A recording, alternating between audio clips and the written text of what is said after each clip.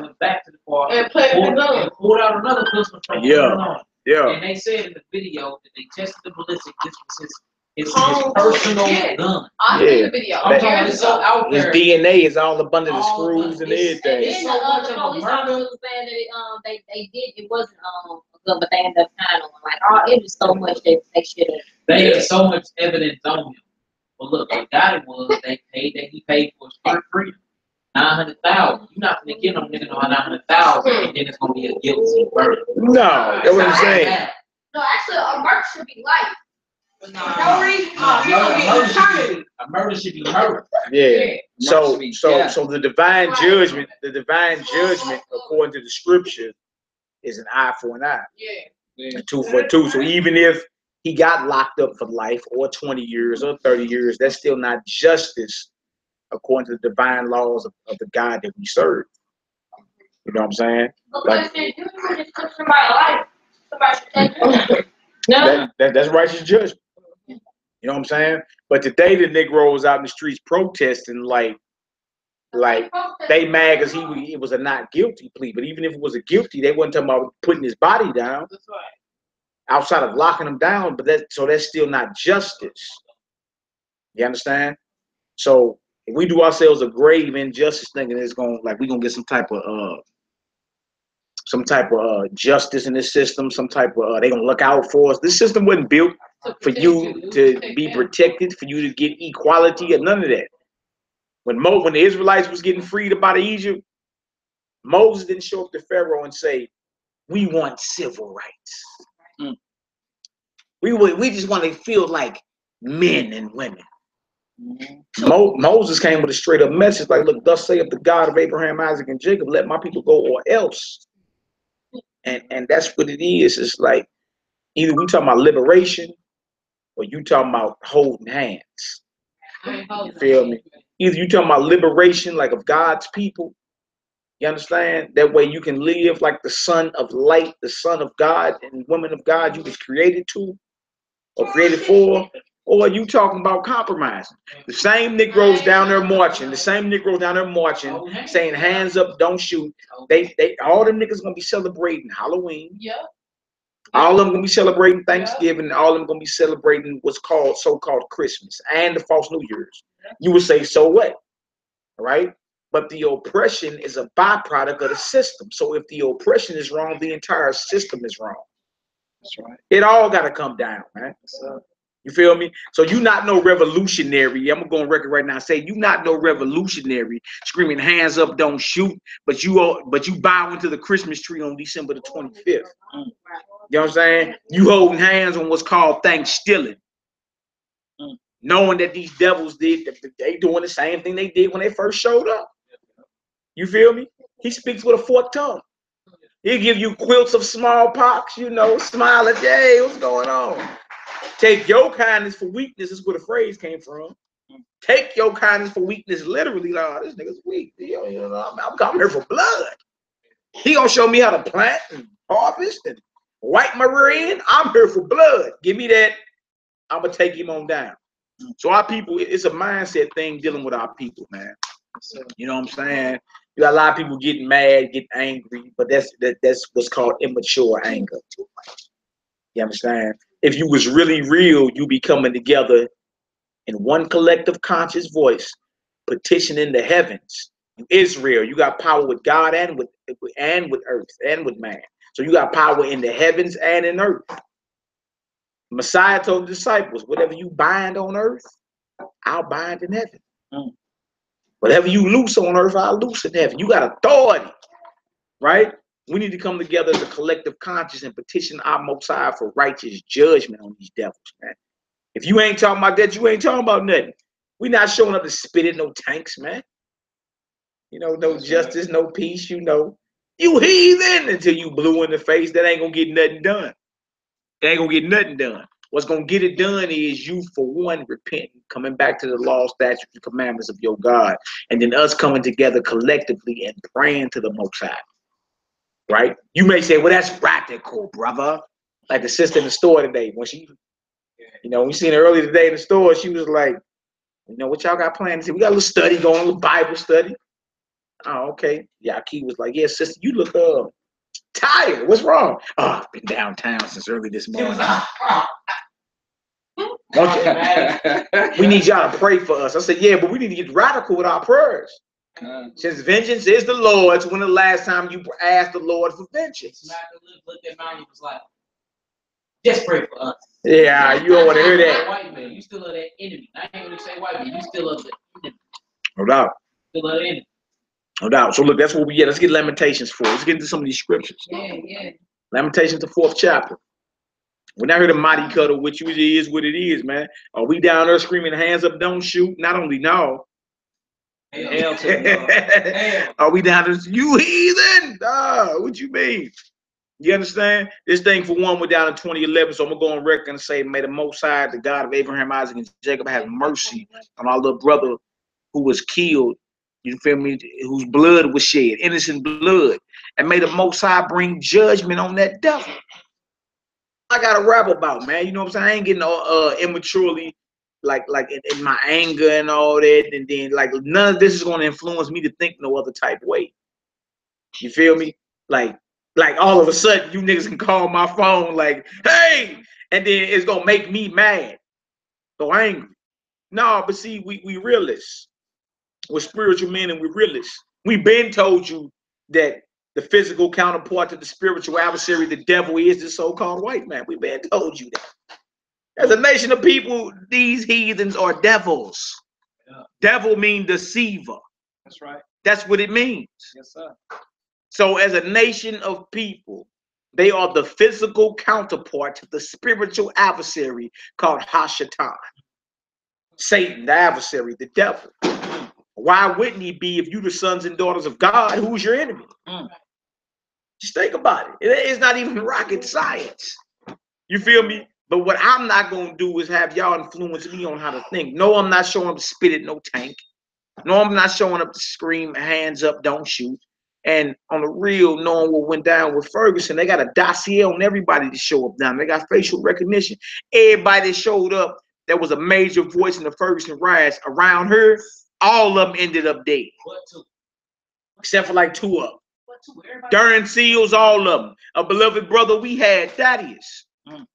You feel me? He was right there. We got pictures of him right there where it went out of Ferguson stuff went down. And we pulled him right up out of there. In the spirit, like he came right into the script right after that. But he was murdered by the police on his front lawn. You see what I'm saying? So you mumble mouth Negroes ain't never influenced me on how to think.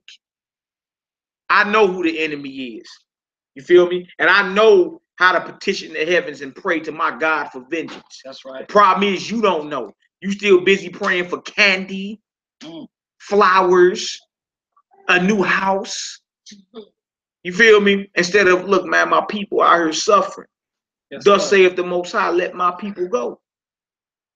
You understand? So you got that Israel. If you Israel, you got power with heaven and earth, God and man. You can ask your father. You feel me? But just make sure you doing what's right. Make sure you keeping the commandment because he ain't a respective person. You can't petition the Most High to take somebody's head and you doing everything he doing. That means you will go down too. So that's why it's important. Y'all been looking at us crazy the whole time we've been teaching. Look, turn back to the Most High. Keep the commandments.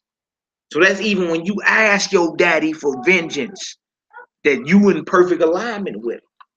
Yes, To where sir. you straight like, no, Father, like these enemies ain't gonna let up. You said we could ask you for it and it would happen. In the name of your only begotten Son, you know what I'm saying? We beseech thee. Defend your people. That's our prayers need to be in this hour, not for, you know, flowers and Jolly Ranchers and, you know, that's the problem. These pig meeting preachers got y'all thinking the prayers are supposed to be all soft and, just bless the cop that killed that brother. Oh, just bless Darren Wills. No, that ain't what this Bible talking about. No, sir. The enemies the Most High told you to pray for those of your own household. Yes, sir. So we got brothers that's within the nation that we may not agree with, and maybe on some others. So we pray for our people. But for those that commit acts of crimes against us that's outside the nation, that's an act of war. And being we ain't got power, what do? You pray to the Most High. We're gonna go to Lamentations, the 4th chapter first, y'all. Lamentations chapter 4. What verse?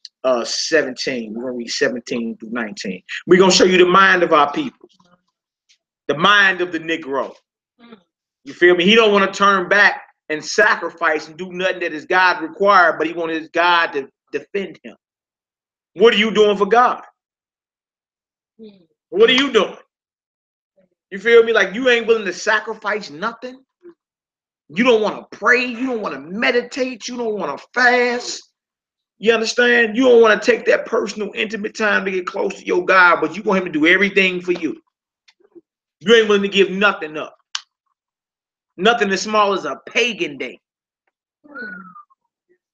Philando Castile got killed on July, what is it, 4th or 5th? Y'all just was popping fireworks on July 4th.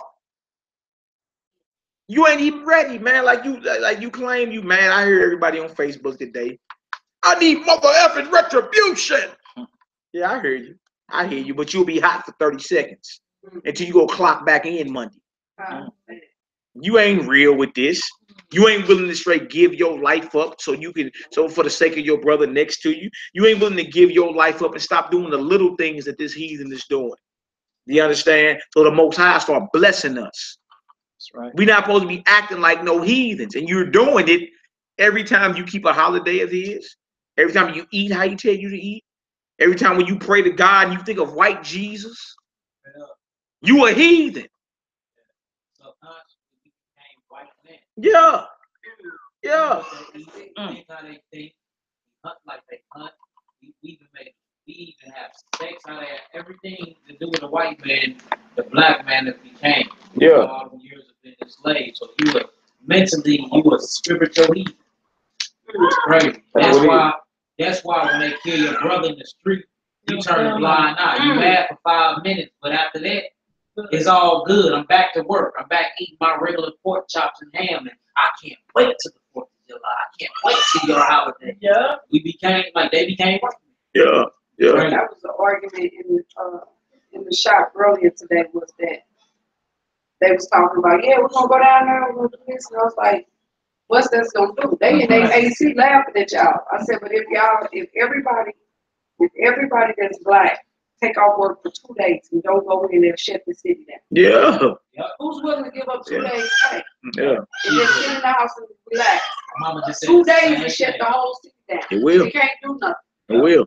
And then that'll force them. But the thing is, don't wait till the decision is made. It's made already. Yeah, they should have shut the city down 2 days before they was gonna come out with the decision. And look. That'll make them think. That would influence the verdict. Like Exactly. we always talk about collective consciousness. Yeah. Moving at once, influence. Yeah. That's where miracles come from. Yeah. Think about it. Everybody like, I'm not buying nothing. Everybody prays together. 2 Who days. know what the verdict would And have the been? lady said, well, I ain't gonna lose my job. I said, think.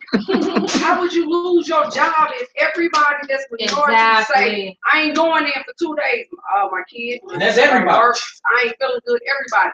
Who they gonna give your job to? Because ain't nobody going in there. Exactly. They need you to be the slave labor. And I told them, I said, they did it to that girl that's on ESPN, the black girl. Yeah. So what's the sister name? Jamel Trump. And when she said that they tried to fire her, but her person was not. He wouldn't go in. He was like, if y'all letting her go, I'm going. You know, like I'm not coming in. So they tried to get 2 more people to come in. They wouldn't come in. And they couldn't. That's what I was telling them. Like I said, y'all mind frame is like the modern day slavery. I said, y'all say this. If I was back then, I would have took that. I said, but you taking it now? Same thing. Y'all taking it now, but y'all not willing. I said, if everybody willing, I said, I'll walk out the shop right now and leave all y'all in here. If we all want to take off for 2 days, let's take off. And we're talking about the power of collective consciousness. Yeah. And they just like, you the money. You the money. It don't make sense of protesting doing nothing now. The decision is made.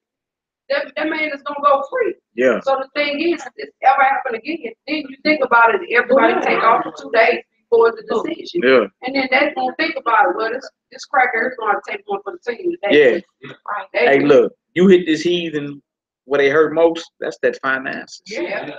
You hit them. Now you got a voice. Right. But see, we don't realize it. Like we the #1 consumers. Right. We don't produce nothing as small as a toothpick as a people. Right. Buy everything. But buy so you can't even say you don't have the money. Right. You got the money. How many billions come through our hands a year, man? Not big trillions. Yeah. It's 1.3 trillion now. Like we spend enough money to be equal to like the 7th nation consumer wise. We are. Like on the range of nations, That's crazy. we spend enough money to be recognized as like the 7th nation on this planet right here, 7th to 9th nation. Who else spend 1.3 trillion dollars every year but don't produce nothing? Nobody on planet Earth. That lets you know that we don't have any knowledge of even running money, no type of wisdom. You feel me? So that's where we at with it, right? Also, it was an experiment. They did an experiment not that long ago, right? To where they built this what's called the most this stereotype, not stereotype, but this most what do you call it when people look at something like that's the prototype, the prototype type society, right? They called in everybody. They called in all the lawyers, all the doctors, all the engineers. Feel me? They wanted a world without the poor, without you niggas, right? So they called in all the successful, the doctors, the lawyers, the engineers, the architects, whatever, right? They get them in there. They did. Everybody like, this is gonna be successful. This place right there, pat me right there. That's mine, yeah. Okay, yeah. But they thinking they gonna be successful, right? A nice run. This is a prototype type city. We want nothing but success in here. Everybody get up in the city, right? They get up in the town. You know what they realized? Who gonna clean our toilets? Oh. Who gonna take out our trash? Who gonna serve us? You feel me? And see, that's the thing. Once we realize, look, we the ones that really got the power, then we will start moving a whole nother way. See what I'm saying? And that's the problem. Until then, let's read this Lamentations 4. Let's get into it. Because our mindset is totally on Lamentations 4. You can read 17 through 19. Or you can read down to the end of it. It's all good. Lamentations chapter 4, verse 17. I don't know. Let's make sure everybody get there. Let's make sure everybody get there. Now, our mindset being that Moses and them didn't ask for equal rights. They came with a straight up message. Thus said the Lord. Yeah. They didn't go ask for equal rights and all that extra, right? So they came with a straight up message. Thus saith the Lord. They was back with the name of the Most High. Miracles was popping. You feel me? To the end to where what? The most powerful man on earth had to say what? Let them go. So if that ain't the mission, what are you doing? To go spit at a tank, to scream hands up, don't shoot, to scream no justice, no peace is fruitless. We waste our time when we do that. And the real, they just ain't doing them getting all y'all faces. That's okay, that's so-and-so right there. And then look, they link it to Facebook. So all you got a Facebook or Snapchat or Instagram. You feel me? It's facial recognition going on right now. They know exactly who you are. You feel me? All you gonna, and the Negro gonna be hot for 30 seconds. He back at work Monday. Because he, God forbid, he gotta lose that car and be back on that bus. I mean, just think about it. They told them they can protest in a certain area. So they gonna tell you can protest by 5 o'clock, and when these crackers get off work, y'all get out the way. And y'all gotta get from down here. Yeah. And that's what they did. Yeah. We'll let y'all rain for about 2-3 hours, and then y'all gotta go somewhere. That's it. They was on the news, headlong people inside the paddy wagon. I'm talking about like, yeah, they was in the crowd picking on the news, picking. And you don't come on, get up out there. Niggas was down there with their AKs. They thought they was trying to exercise their rights, whatever. And every Negro down there with pistols got locked up. Exactly. Showing you ain't got no rights. The only rights you got crazy. That is an illusion. And you know what's gonna do? It's gonna force the pig meeting preachers to look at Deuteronomy 28. And when the white people was doing they march, they had their guns, so they back and they touched them. They shot one of them shot in the crowd. Maybe they was The sheriff still didn't do anything. No, they go down today. They was running people over in their protest. Everybody down there with their guns got locked up. The ones that didn't, right after they sent the guns, that's when they started blocking off highways. They quarantined Negroes down there. But look what I'm saying, that's why Mally keeps talking about this collective conscience. Everybody getting together to riot or to spit at tanks. But like, who getting together to pray for vengeance? Nobody. That's what I'm talking about. Like, where's the collective conscience to call on the attributes of the Most High? Like, look, this devil was innocent, now he's guilty. What's up, Most High? What you gonna do about that? We don't do that. What about the city of Nineveh? And all of them that prayed and fasted together. You know what I'm saying? We ain't doing that. Yeah. We too divided as a people. These Negroes thinking Halloween, and these Negroes thinking club move tonight. Everybody divided and thinking wickedness. Ain't nobody divided and thinking righteousness. So the Most High moves forward. I think more speedily if we all got collectively together. It's it's not. Or can one man do it? Look, trip off this. It's I believe one man can do it. but look, trip off this. What you asking is scripturally proven and scientifically proven. Both ways. But it's people that straight got together. You feel me? And cried out to the Most High, like when the Assyrians was finna take us down. Right? We straight got together and prayed to the Most High, and went to sleep that night. Woke up the next morning. It was over 185,000 dead. Your enemy's dead. One angel killed all of them. Scientific. In 2014, it was 100 Caucasians. This is not even Israelites. 100 Caucasians. When it went down, it was sun rays that was coming from the sun. They were supposed to harm the planet. They got together consciously and put in good vibrations and told the sun to calm down.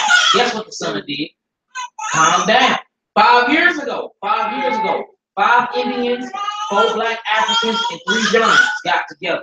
And it's called the Intention Experiment. I got a book on it. 5 years ago. These people got together consciously. They made plants grow. All they did was picture themselves watering the plants and picture themselves sunning the plant. The sun never got no water nor no sun. The plant never got water or sun. It was inside of a basement. Tell me why this plant grew and had more nutrients than anything you grew in the field. All of conscious. This is scientific fact. So it's scriptural. The Intention Experiment. So that's a scripture and a scientific validation of what he's saying is not far-fetched at all.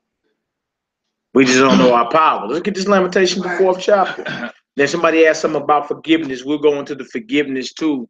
And there's even rules to that. You know what I'm saying? Like, it's rules to that. Like, you, soon as somebody do something to you, you automatically like, oh, I forgive them. That's not biblical. It's not biblical. It's rules of forgiving somebody. You know what I'm saying? And it's crazy. Like the boy that shot up the church down in South Carolina. You feel me? He shot up and killed 9 of your people. The next day, all the clergy said, oh, we forgive him. He said, I don't want your forgiveness. He didn't even ask for it. But that's the first step in forgiving somebody. They got to admit they was wrong. That's right. All right, so look, let's get this. Lamentations 4. Lamentations 4, verse 17. Yes, sir. As for us, Uh-huh. our eyes as yet fail for our vain help. What kind of help? Our vain help. Our vain help. Vain means worthless, right? Our eyes have failed for our worthless help. You trusting in a system that can't do. That system wasn't built to give you niggas no type of comfort or equality or none of that. Look, it's doing what it was built for. This system wasn't built to educate your sons so they grow up thinking, believing that they're sons of God. It was made to dumb them down, not to bring forth from what's in them, educate them for real. It was just made to certify him, or he's good at wood shop. We make him a carpenter. He's good at PE. We'll let him throw a javelin or something. Certification, not education. Meaning bringing from, unlocking from within what he already has. He's divine. So this system, the school system, the public food system, wasn't set up for that. The justice system definitely wasn't set up to give you the same type of outcome as theirs. You feel me? This whole system was not set up on equal weights and balances. So the scripture call it what? Vain help. I see that? Your eyes have failed because what are you hoping and expecting from this system? Justice? Come on now, what does it show you since you've been here? You ain't got no type of justice since you've been here. What's the statistic? How long has he been in war? The U.S. been in war. All other countries. Man, since the United States government been in war 276 years. How old is the United States? Well, technically since 1776. He been at war. So stop it. What do you mean? He don't know nothing about hands up, don't shoot? Because he didn't take this by hands up, don't shoot. He didn't take this by good, ethical practices and just work hard, Tootie, and you get to where you need to. He said, look, that's what it is. I got these weapons. I'm going to take what I want and then put in your mind slow roll. Go to college, you take out loans, just work hard. 30 years, retired, 401k and pensions and the CDs. That way you put in your mind. Meanwhile, they said, hey, we got a great idea. Yeah. Let's print money. Yeah. We out working for stuff that they was like, you know what? Let's create a system. Let's create a bargaining on a system that we call federal debt notes. We working for what they create. Money is an illusion. We all live in that illusion. You the money. It takes for you to get up. That's what you were saying earlier. It takes for you to get up and put your energy into it and say, I'm going to hit that clock. I'm going to hit that button. I'm going to make that machine work. Machine going to spit out this part. It takes for you to get up and spend your energy, your breath, your spirit that God put in you for this to even to work. That's why if we all said, look, we ain't going to work for a week, it'll collapse. Yeah. Because so that means you the money. It means you the money. It ain't that. Cracker coming back from the Bahamas. Cracker in Paris, he coming back home. He back in the U.S. Yeah, God. What's going on with my money? God. Ain't no more vacations after that. So look, Noza said vain help, right? What else to say? In our watching, we have watched for a nation that could not save us. We have watched for who? For a nation that could not save us. You've been watching and hoping in a nation that could not save you. You're wasting your time. That's why it's so important for our people to turn back. You feel me? This nation ain't finna give you the outcome you've been expecting.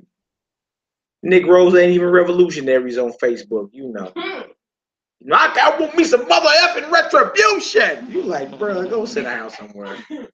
You gonna be driving that truck come Monday. You gonna go clock in, come, sir, yes, sir, yes, sir, yeah, cool, yes, no, I don't want no smoke, yes. That's what you gonna do. Yes, boss. Yes, sir. Hand to the plow. Master Charlie is good white folk. That's what you gonna be doing. So stop it. You angry for 30 seconds. That's it. And then you're gonna be back to clocking in. You're not ready. You know what I'm saying? That's what the brothers been telling y'all for years. Like, look, man, turn back to the Most High. Get your mind together. You know what I'm saying? It's good sometimes to go without. You know what I'm saying? That way you learn how to survive. You understand? Man, don't live off bread alone. But by every word that cometh out the mouth of the Most High. That's scriptural, that's scientific, that's all that. You feel me? You've been basing your whole reality based off your social status and the mammon you can accumulate. You feel me? Like your material possessions. But see, the fact that that's an illusion too. They taking all that. They don't take all that. You feel me? Kill your nephew in the street and say, okay, yeah, now what? That's all it is, man. It's like you're not really ready if you're not willing to sacrifice and give up. You feel me? What you call life. So the brother next to you can live. If you ain't ready to do that, you're not no revolutionary. You're not nobody willing to straight lay your life down for change. You're not. You feel me? Especially if you're still doing and worshiping your enemy, your historical enemies worshiping, you're not ready. Stop it. You don't want no smoke. That's what the youngsters say today. You don't want no smoke. Yeah, because you don't. All right? So look, we've been watching for a nation that cannot save us, right? What else to say? Verse 18. Yeah. They hunt our steps. They do what? They hunt our steps. Yeah. That we cannot go in our streets. We can't go into our streets, can we? If we do, it's not guaranteed that we're going to make it back. They hunt our steps. You've been believing in a nation that can't save you. Look, this nation is vain. Guess what? And it's hunting your steps. You see? And it's all because you turned your back on the Most High. That's what it come down to, the nuts and bolts of the whole thing. You turn your back on the Most High. When you come back to the Most High and serve him as a son of his, man, look, we done had police salute us, pull us over, let us go. Oh, you guys have a nice day. Police today in Quick Trip. He came out of the stall, like, hey, How are you doing today? I'm like, man, look, I'm blessed to be on this side of the grave. What's up with you? I'm talking to him like he had his vest on, vest sticking out of it. You know what I'm saying? He said, you're what? I said, I'm blessed to be on this side of the grave. Yeah, I'm like, what's up with you? You did? He said, hey, man, well, it's my last day at work, and I'm off for the next few days. I said, oh, family time, huh? He said, oh, yeah, man. He said, hey, but look, you be safe out there. I said, yeah, you do the same. You feel me? You just kept it moving. The devil has no power over you when you come back to the Most High. That's the whole point. You feel me? They move out your way. They deal with you totally different. They ask you, do you mind if I search the car? No, I don't want you to search the car. I'm cool. Do you consent to me searching the car? No, I don't. No, I don't. Do you consent to, like, they straight be asking you? Problems like that, they ask y'all say no. Yeah, and they leave you alone. We just went, like, y'all know we just went somewhere last week, right? And we just went through that. They pulled me out the car. We went through that. Yeah. Put me in the car. They asked search the car. Yeah. Asked them about me. Yeah, they say, oh, yeah. How do you know? Yeah, Malachi.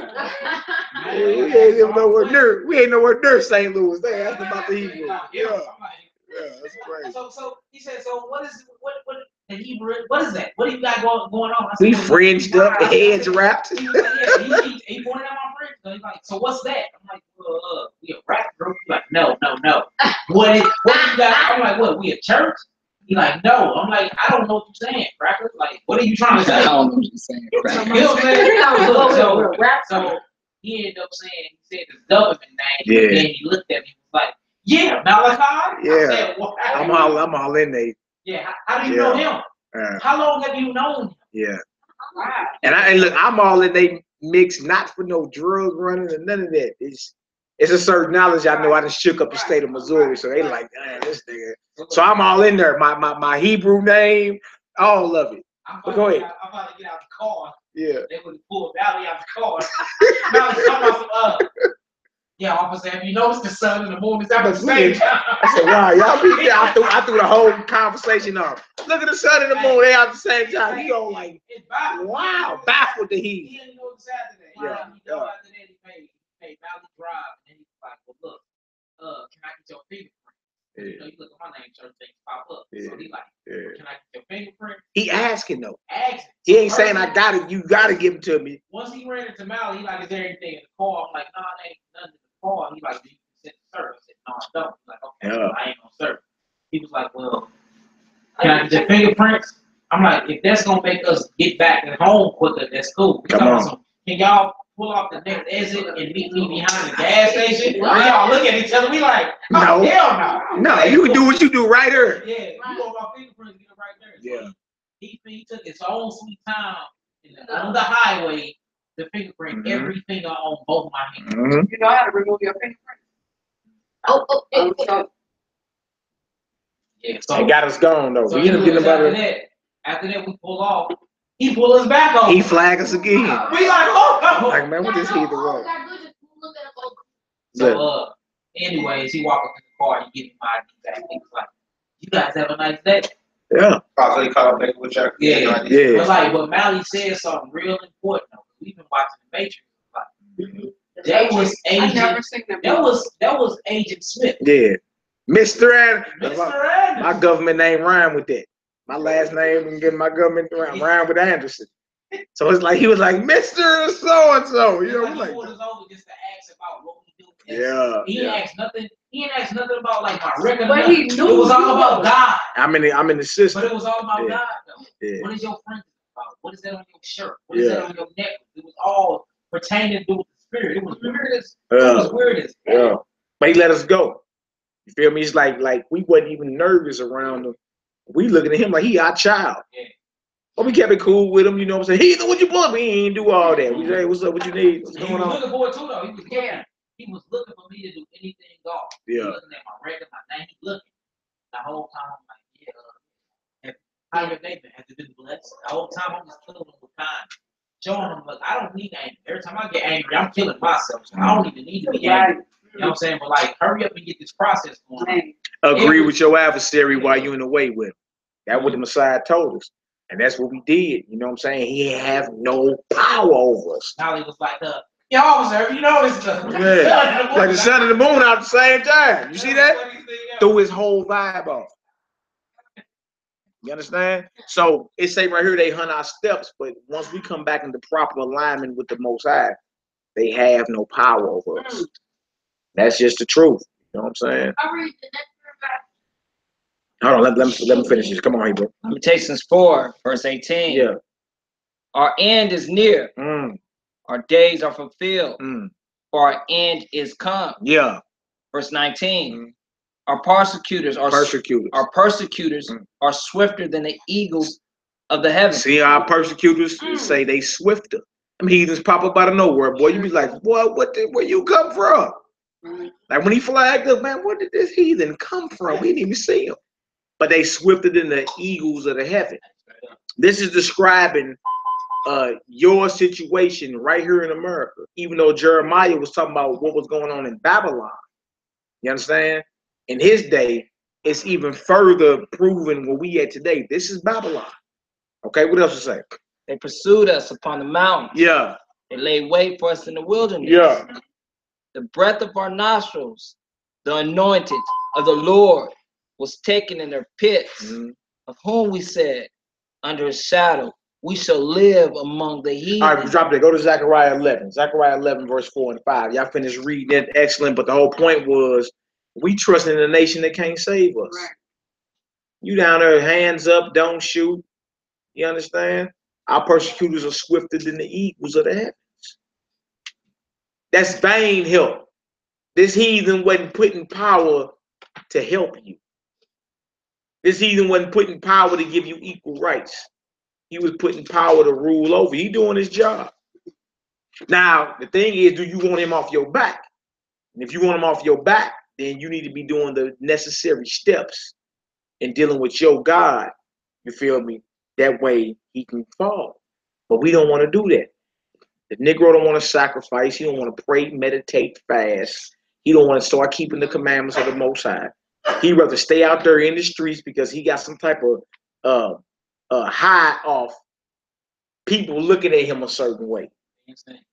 You feel me? When all you got to do is stop acting like a nigga and start acting like a son of God, and you take his power away from him. Man, I'm talking about the police don't even, like, even when they do run into us, like, it be almost, they be the ones shaking. And we be over there all comical, laughing most of the time. Like, oh, okay, here we go. And we'll petition the heavens right there. And when they pull them out the wheel, you know what I'm saying? We call on certain attributes of the Most High and not even worrying because we know he finna get back in his car and we on our way back home. We know this. So when we pray and petition the heavens, it ain't no uncertainty. It ain't doubt going on. Yeah, you feel me? We know for a certainty my little bro getting back in this car. You feel me? And we on our way back to the crib, period, point blank in the store. Tell them about it. So sometimes they name all the stuff you got pulled over for. You got warrant, say anything going down. They tell you, well, I'm going to be lenient this time. Every time we hear the same thing, I'm going to be lenient. I'm just going to get a ticket for it. You know what I'm saying? The ticket be so small. You be like, you could have charged me with all of this, but it be that power of the Most High. It be that power. And they feel it. They like we got pulled over one time. They straight told us it's hot out.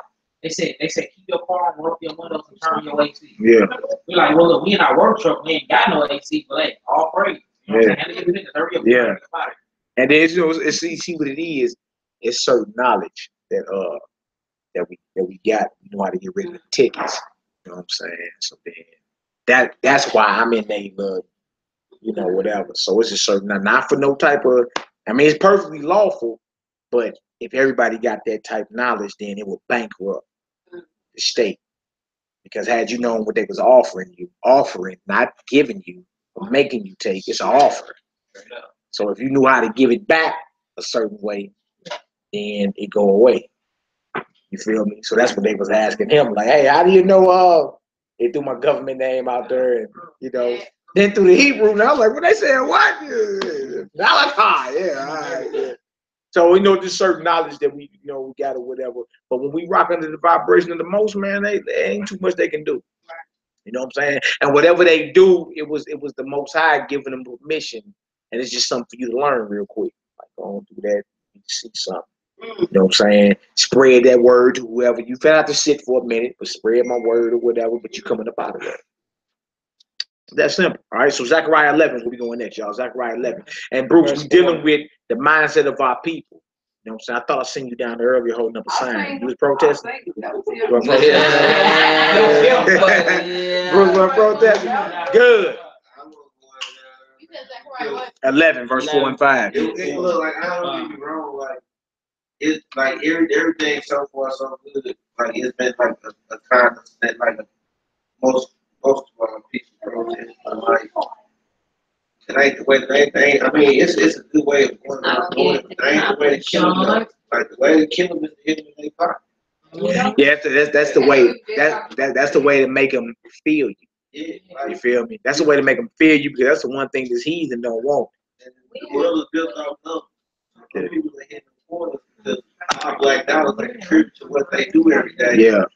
They gonna feel it. They gonna see like, okay, now we gotta get back. We gotta do something. Yeah, but You can't keep slapping them in You that. gotta have your own black business. yeah. Yeah. And if you gonna spend black, you gotta spend black. You can't be playing around. You can't be playing around like soon as you get the munchies, you go to Popeyes. You know what I'm saying? Like think about it. Like, we ain't getting the munchies going to Mama's down here on Goodfella and Martin Luther King. Mom's right there. I know, like, that was tough. I'm saying, and look, and then look, when I try to, for the most no doubt, sure, look, when I'm speaking, like, you doing your part, right? I'm talking about us collectively. If we all do And the nigga is not finna go. The Negro is not about to go spin with his own collectively. It's just something that's inside of us. The world. That's why the heathen allows us to have the money that we get, because they know they gonna give it right back. Exactly. They gonna give it right back. That's one thing them niggas ain't got. They don't got knowledge on how to run money. Yeah. When the so-called the one who stole our identity, they learn money running from our forefathers. Yeah. All right. So when they get $1, it hit 9 to 12 households before it leave a community. When you get $1, or when we get $1, we go right to the corner store. Yeah. It don't hit not one household. Look, It's also Oklahoma, look like Wall Street. We had it going on. Yeah, But yeah, have we have followed that? yeah. And but look, and see, that's the thing. When we separate and do our own thing, that's powerful, right? They knew that because we was on the whole other side of the tracks, prosperous. They was poor, Right. white trash. Right. You know what we tripped at with Black Wall Street? No military. Sure, right. You niggas got all this planes and things. Y'all ain't got no guns. protect none of it. Like, you gotta protect. Look, if you can't protect what's yours, it's not yours. They can't do that. If yours can get took, I don't care what it is. If any of your possessions get took, it's not yours. And see, that's one thing we need to learn from Black Wall Street. It's a mistake that we made. We had the economics down. We had everything, but spend with our own, separate in which we need to be doing, live amongst our own. We the smartest people on the planet, in the history of the world, right? But we didn't think that they would show up to where that they would come and say, "We taking all this." Hey, people delusion though. Like, every time you get your taxes, notice. Oof. Loans is available at this time, car loan. Every loan that you've been trying to get throughout the whole fucking year, They're gonna get it. you get it this time. You Though. get it. What is that about? Because they know, look, let's take their pocket, let's get them money, Let's go get some money. right? That's right. That's right. We fall right for it. Instead of saying, hey, you got 5, you got 7, you got 3, Let's you got come 4, you together. got 2, you got 1. Let's put that together and create our own part life. Exactly. Let's put that together, create our own small community bank. Instead, we're gonna give it right back to the heathen. Not thinking. We are babes in the mind. If You y'all feel had me? the chance to purchase I say 2 blocks in the city, we can get at least I'll be on that. 2 blocks in the city. I'll be on What is that. that? White on rice? I'll be on that. White on Like, that's where my mind be at right now. I know But you two. would do it here in the city. You would do it. Yeah, You wouldn't be like, I know two they ready vacant. I know 2 vacant blocks right now waiting for us to take right now. Right now on the north side. Right now, whole block vacant, both of them. And they back-to-back blocks. Nah, it's around the corner. It's around the corner though. It's for sale. Al died. Yeah. Al died. There's only 2 houses. I'm talking on the whole block. Yeah, I know. I've been over there. Highway, I know. I see. there's only 2 houses. Right here, that whole block, that whole. Yeah, yeah, we can kill it and then put us a store at the corner. Yeah. We'll kill it. Like, look. I roll around and I seen it, and it don't take a lot. It's just. Man, it's the whole block, right? It's Kings Highway and Aldine to Euclid, Aldine, the whole block, baby. Let me tell you the spirit though. Bill just talking. Think about behind them Aldine. Yeah, it's right there. And I got some rental classes I'm going to on Saturday about with the house. Look at the Tony. No. They tell you how to get it. She just want her certification. That's why I started school. It's for my certification. So I already know the stuff. I just know the people that's already Pedicure and manicure for Oh, me. yeah. Yeah. Well, I need to look in with them like yesterday. Because Told all me I watch shit. is HGTV all day long. You be on it up. But look, there's good visuals. Bring forth what's in his mind. Come on, Zechariah 11. Zechariah 11, 4 and 5. Y'all, we got it. Like, we the sons and daughters of the Most High. Ain't nothing you can't do. Just stay positive about it, man. Whenever depression seep in, fear, doubt, cast it out. That's the wrong vibration. Let's think about your family, your family, Yeah. your family. Do it. You know what I'm saying? Yeah. We're here. Yeah. Our family's coming behind us. So it's like we got our, That's we right. got all the time. Yeah. So much. Just we got to come together and really. Yeah. That's Really do it. I Hey. think there's some land in Illinois too. I've been on. And they got right by the street. They got everybody come here. Household companies meet. And they don't want to lie with this land. Nigga do. Yeah. Get it done. Right. It's not too far from the highway, but it's for sale. And it got the river runs through this land. And it's real prosperous. Real shit, bro. We been work for these contracts in these banks. Yeah. The whole Illinois. Yeah, I We can know. go out in Illinois. For real. Make that. I know. Not a I killer, thought something but was make a going on. living. That's why I asked, would you get it here, or would you say, no, let me go up there? We do both.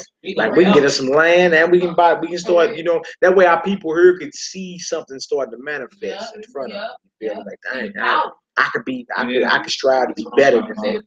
We can do both. That's what I'm trying to get on. Off the grid, get us some land over there, build up the city. Because that's what Paul McKee and all them doing. These local cats, so-called white boys, they buying up the whole They city. buying it all. Buying the whole city up. That 475 going for 2,000 right now. $2,000. Come on, y'all. Come on. We got some city folks. Yeah. It's up in there in the city folks. Get us in there. I look, Zechariah 11, 4 and 5. Zechariah 11, verse 4. Thus saith the Lord, my Elohim, feed the flock of the slaughter. Yeah. Whose possessors slay them. So we the flock of the slaughter. Our possessors, those that possess us, our slave masters, they slay us. Right? Go ahead.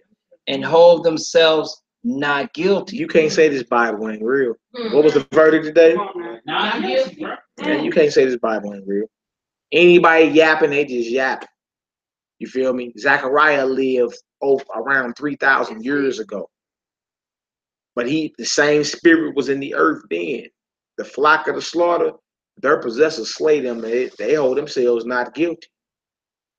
Darren Wilson, not guilty. Daniel Pantaleo choked Eric Gardner, not guilty. The cops that killed Tamir Rice, a little boy that was playing on the plate, not guilty.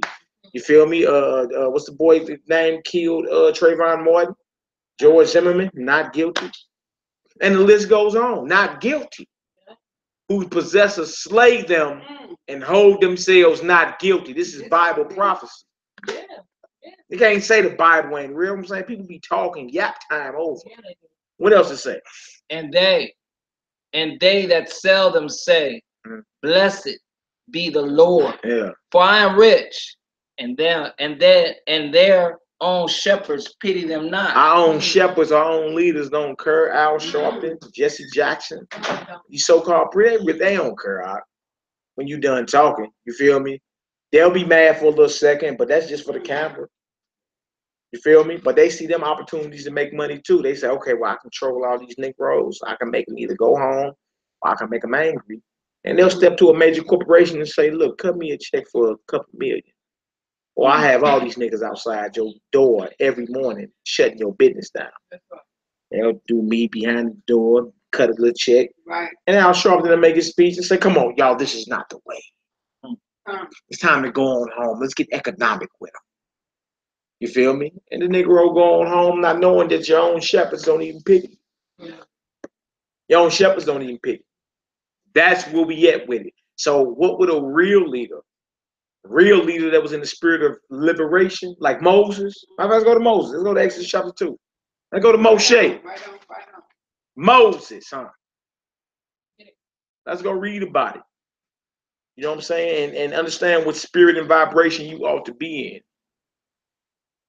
Should you be like, oh, may the Lord, bless that Stokely character who killed that brother? And he said right on camera, what did he say to you? I'm gonna kill it. I'm gonna kill it. I'm gonna kill that MF, huh? That's premeditated all day. Yeah. Look, it caught his whole crime. But see, what she charged him with, that's how they Out the getting bag. away. What they charging him? They charged him with first degree murder. But the evidence didn't prove it was first degree, that's why he got off. She would have charged him with manslaughter, then he would have got it. But they know what they're doing. Because first degree murder, you have to prove that you premeditated. Exactly. Like you was that whole day thinking about killing this man. Exactly. And not the spur of the moment. Yeah, he said I'm gonna kill him before he jumped in the car and chased him down. Because he was mad because he sideswiped. He said I'm gonna kill that MF. He chased him down, and then I guess he forgot that his body cam was rolling. He pulled his personal AK out, plus his other pistol. And what he doing with an AK? He had black gloves on. He didn't have them on at first. He had black gloves on. Because you see how he killed him, he took the gloves off, all that. put the AK in the back of her, The whole time while he driving. Look, before he pulled up when he was driving, got you. And that's when he pulled his K out, shot him up, ran back to the car, pulled out his personal weapon, planted it, and took his gloves off. Yeah. So he did something like we would be doing. Man, all this is on camera. This just show you how much you don't have no power. All this is on camera. All this on camera. He got locked up that night. They straight gave him bail. He's been out 5 years. Went to court and they said not guilty. Yeah, he been living down in Texas and all that. For 5 years. I'm out of here. They said not guilty. And look, 2 years and 2 weeks before that, I wish him would. We're gonna pour the tanks. We're gonna pour the FEMA and national. He wasn't locked up. He wasn't locked alone. Just keep the tank on fire. Yeah. You can't leave.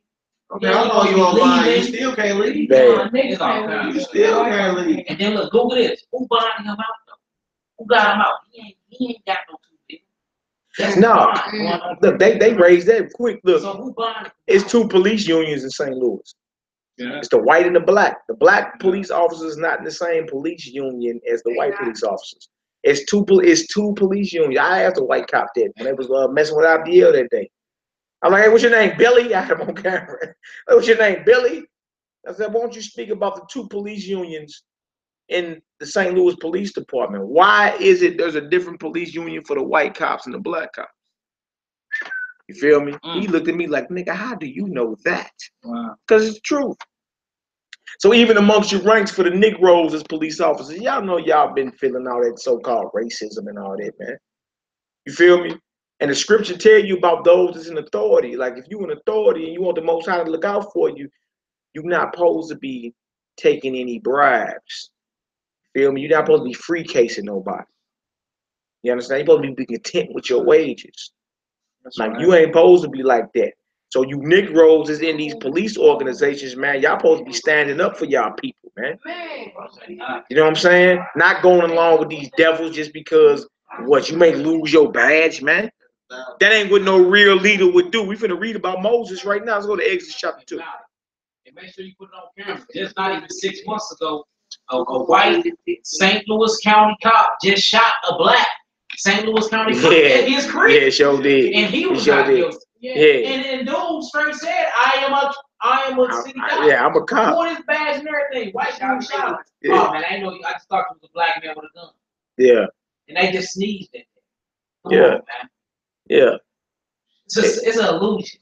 Freedom is an illusion the Negro was in captivity for turning their back against their God. Yeah. right.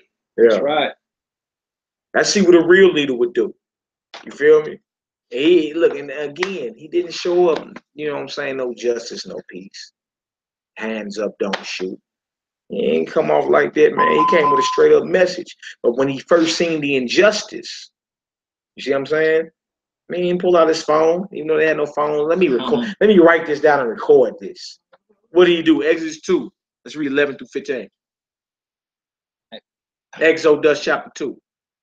Verse 11. And it came to pass in those days, when Moshe was grown, that he went out unto his brethren and looked on their burdens. And he spied an Egyptian smiting a Hebrew, one of his brethren. One of his who? One of his brethren. So this is a one nation smiting somebody of his nation.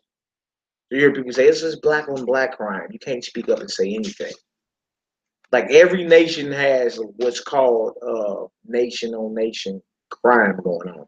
In other words, it's Chinese folks that strike Chinese folks. You feel me? It's Arabs that got beef with Arabs or whatever.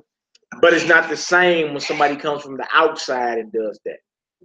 When somebody comes from the outside and get at your people, that's an act of war.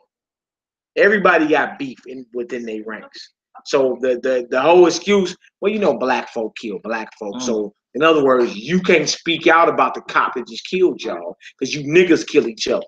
Yeah. But you don't say nothing about the white man that killed the other white man or the Chinese man that killed him.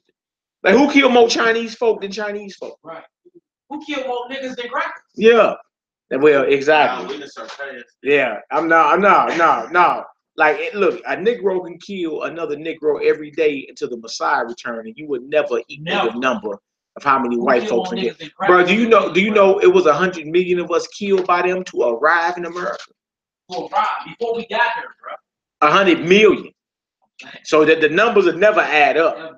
The whole point is they come out and say certain things like black folk kill black folk. You feel me? As if that okays a so-called white man killing you or Arab, right?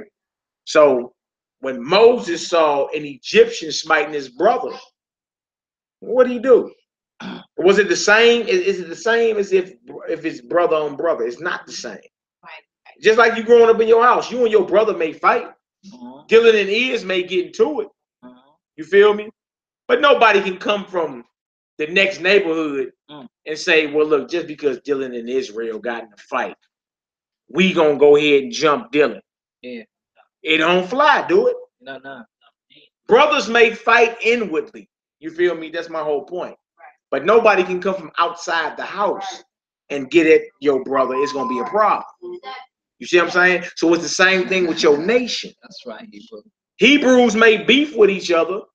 Hebrews may even take it dirt with each other. But when somebody else, that's an act of war. And look, I'm not trying to cut you off, but don't need to do nothing like that. They go back and forth with each other. But if they threaten as a race, man, it's all kinds of army. Look, it be in a word that pop up, NWCPIAT. They make up letters just to form corporations for Negroes that's trying to take them down. That's right. They're banging government. They're banging back and forth with each other. Great Britain, USA, Russia, USA. But let some Negroes find an army right now. They're gonna be like, yeah, we have made an alliance. Yeah. Until this problem is dissolved. Yeah, God. Then we go back to war with each other. We don't do the same thing. Scripts and Bloods don't get together to get rid of the vice lords for coming and shooting their hood. No. They killing each other. You know what I'm saying? So collectively, economically, we don't even see how they see in the world. That's how low of a consciousness in a sunken place we is. We economically, we're not even on a certain level of consciousness economically. Let's not even get on the spiritual. Right. It's crazy. Yeah. What's about Moshe?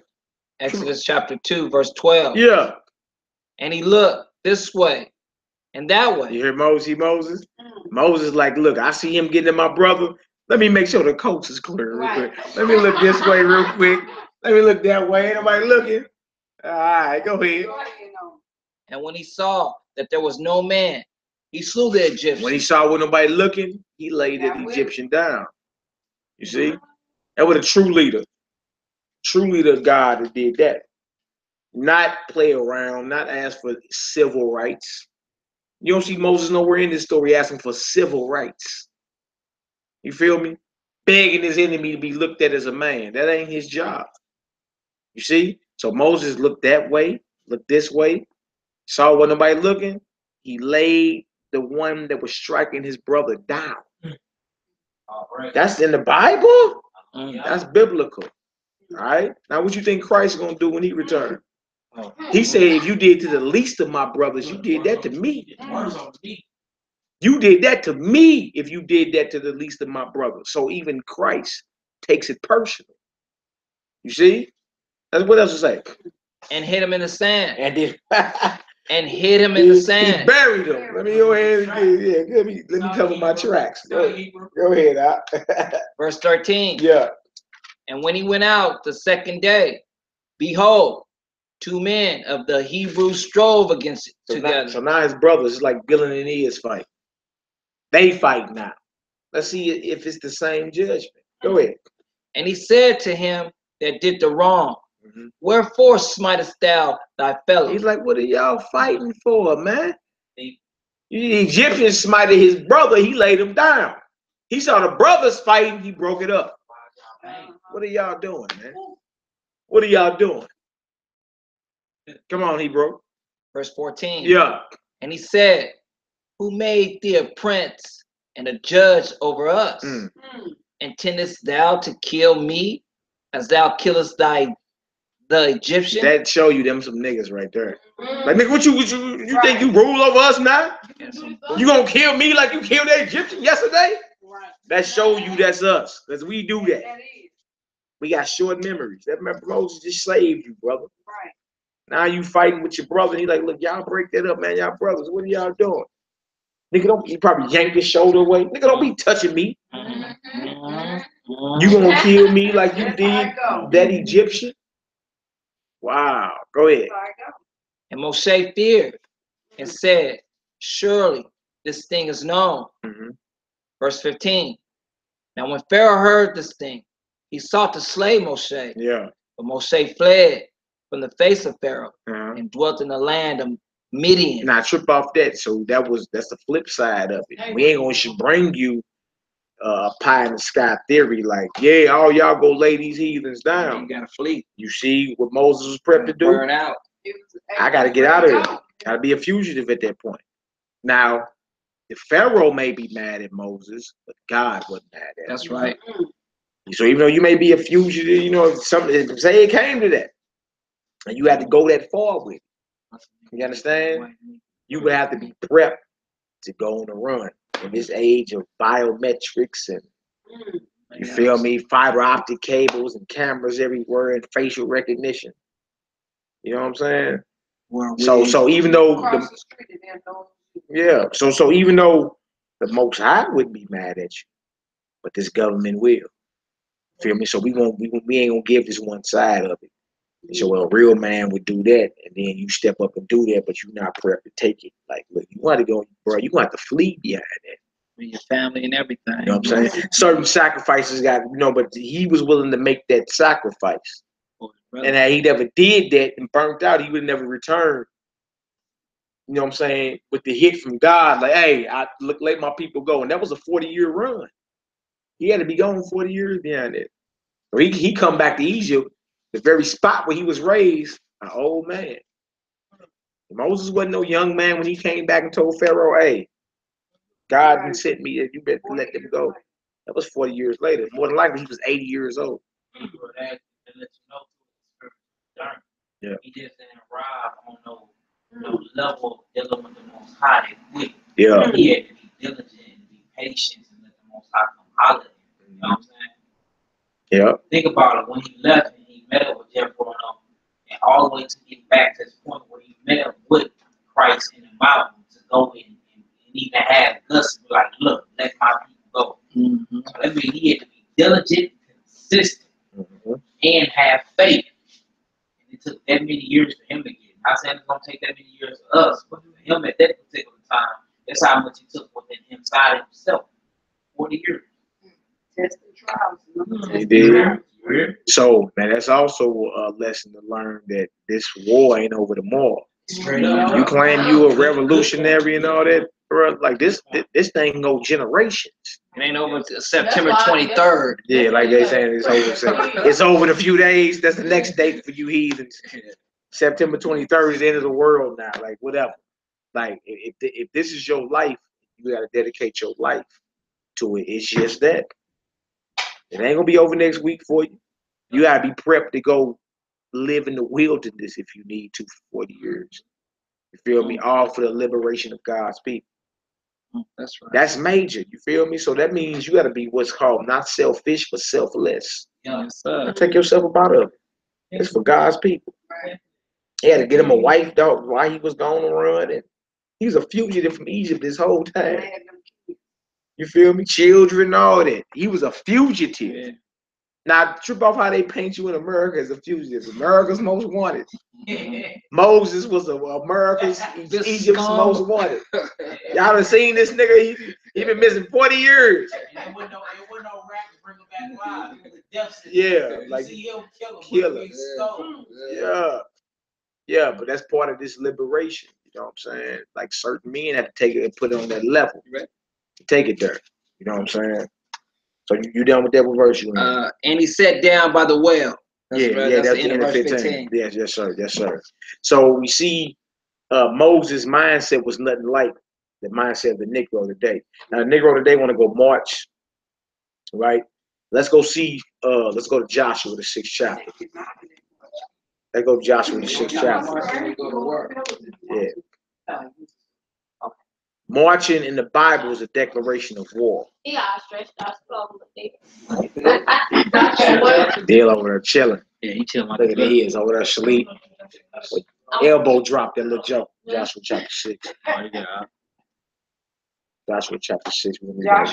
Yeah, Joshua 6. We like 1 to 8. And we just showing that marching is a declaration of war. You know what I'm saying? And when we went to that last scriptures to show that Moshe, a real leader of the Most High, it's nothing like these bootlicking pastors you got today. Nothing like them. You feel me? Because he was willing to put his life on the line for the liberation of his.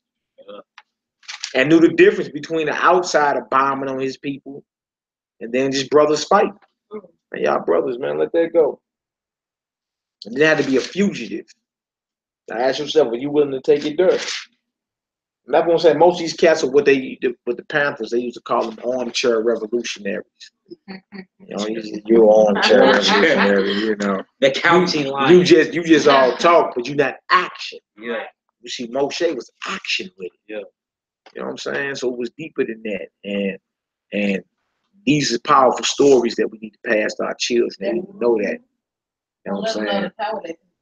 You know what I'm saying? Like, you need to know how powerful that the men that God raised up, feel me, and the sacrifice they're willing to make. Our people ain't willing to sacrifice that. Yeah. Going to scream at a few tanks and spit at the police, but going to clock back into work Monday ain't no type of revolution. Yeah. Stop it. You're not ready. You know what I'm saying? Your best bet is to say, you know what, let me stop doing what the heathen is doing. You want to see the heathen drop, stop doing what he's doing.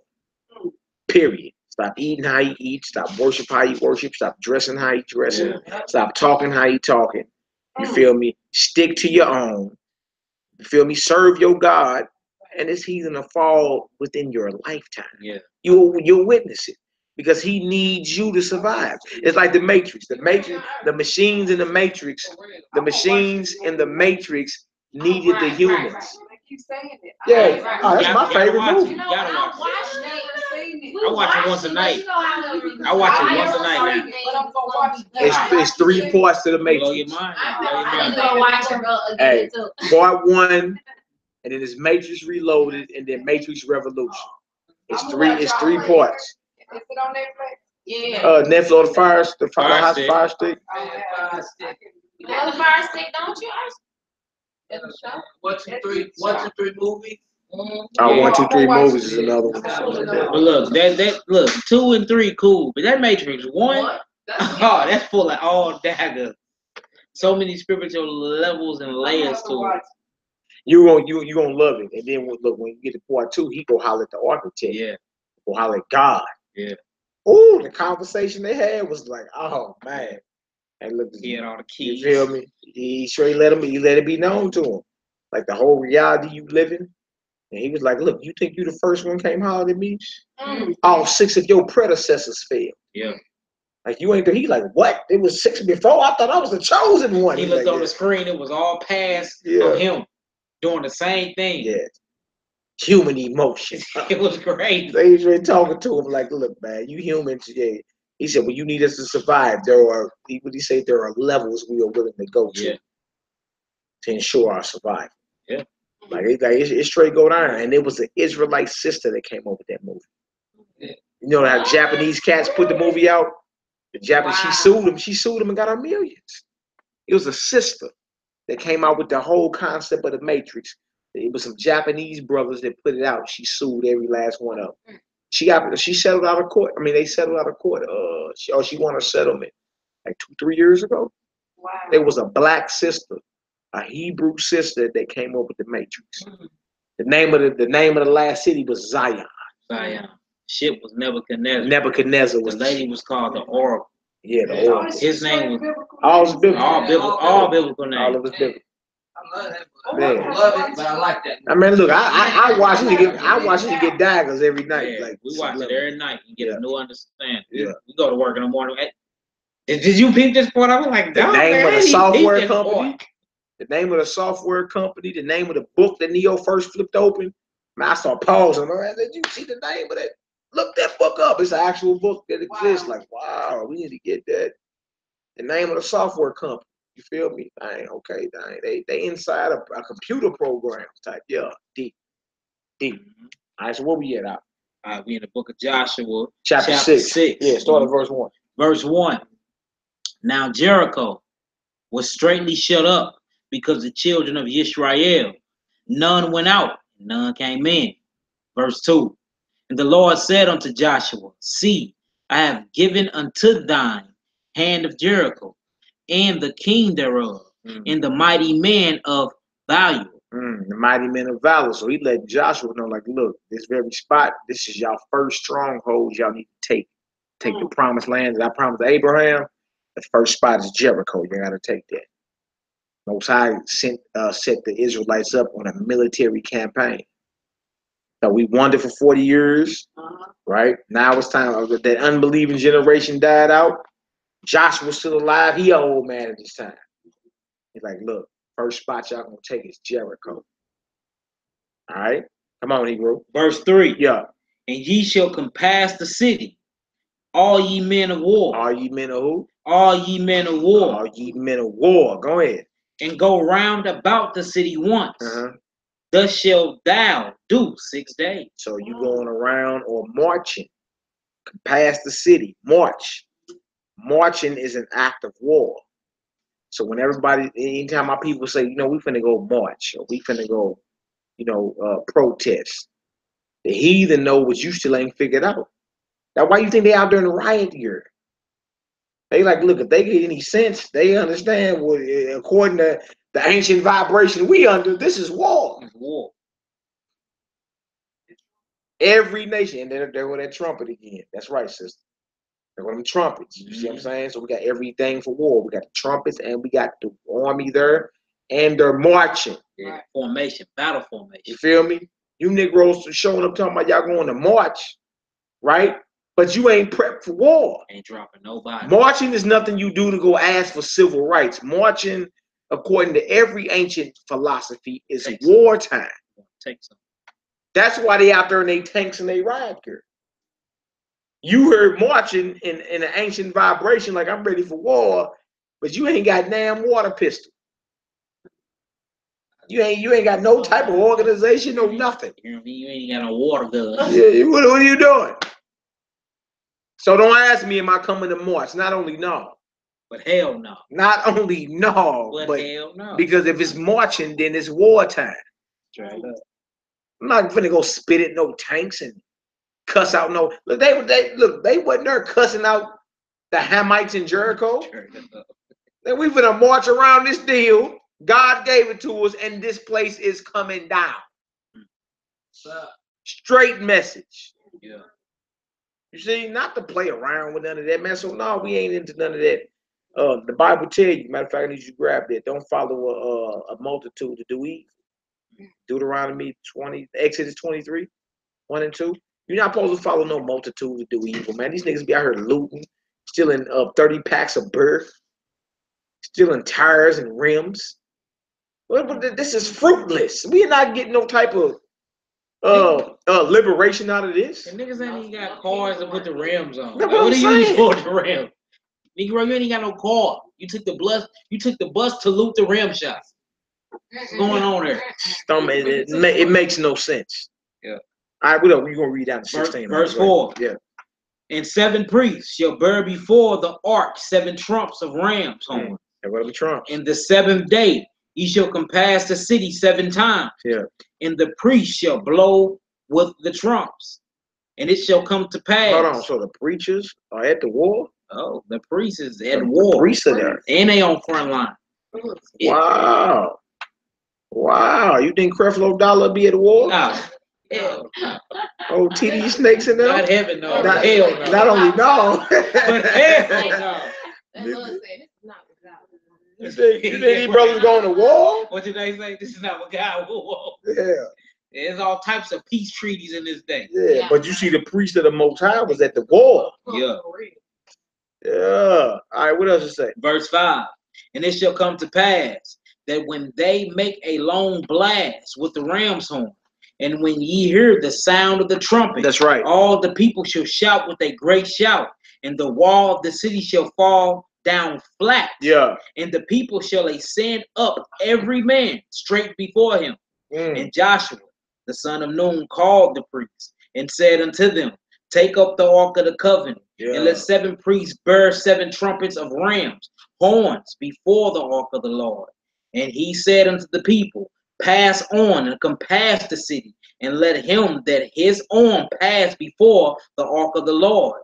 And it came to pass, when Joshua had spoken unto the people, that the 7 priests bearing the 7 trumpets of ram horns passed on before the Lord and blew with the trumpet. The priest pass on like, look, we up front. Yeah, that's hard. We blowing the trump. We got the Ark of the Covenant. We got our nuclear weapon. We got our bomb with us. That's what it is.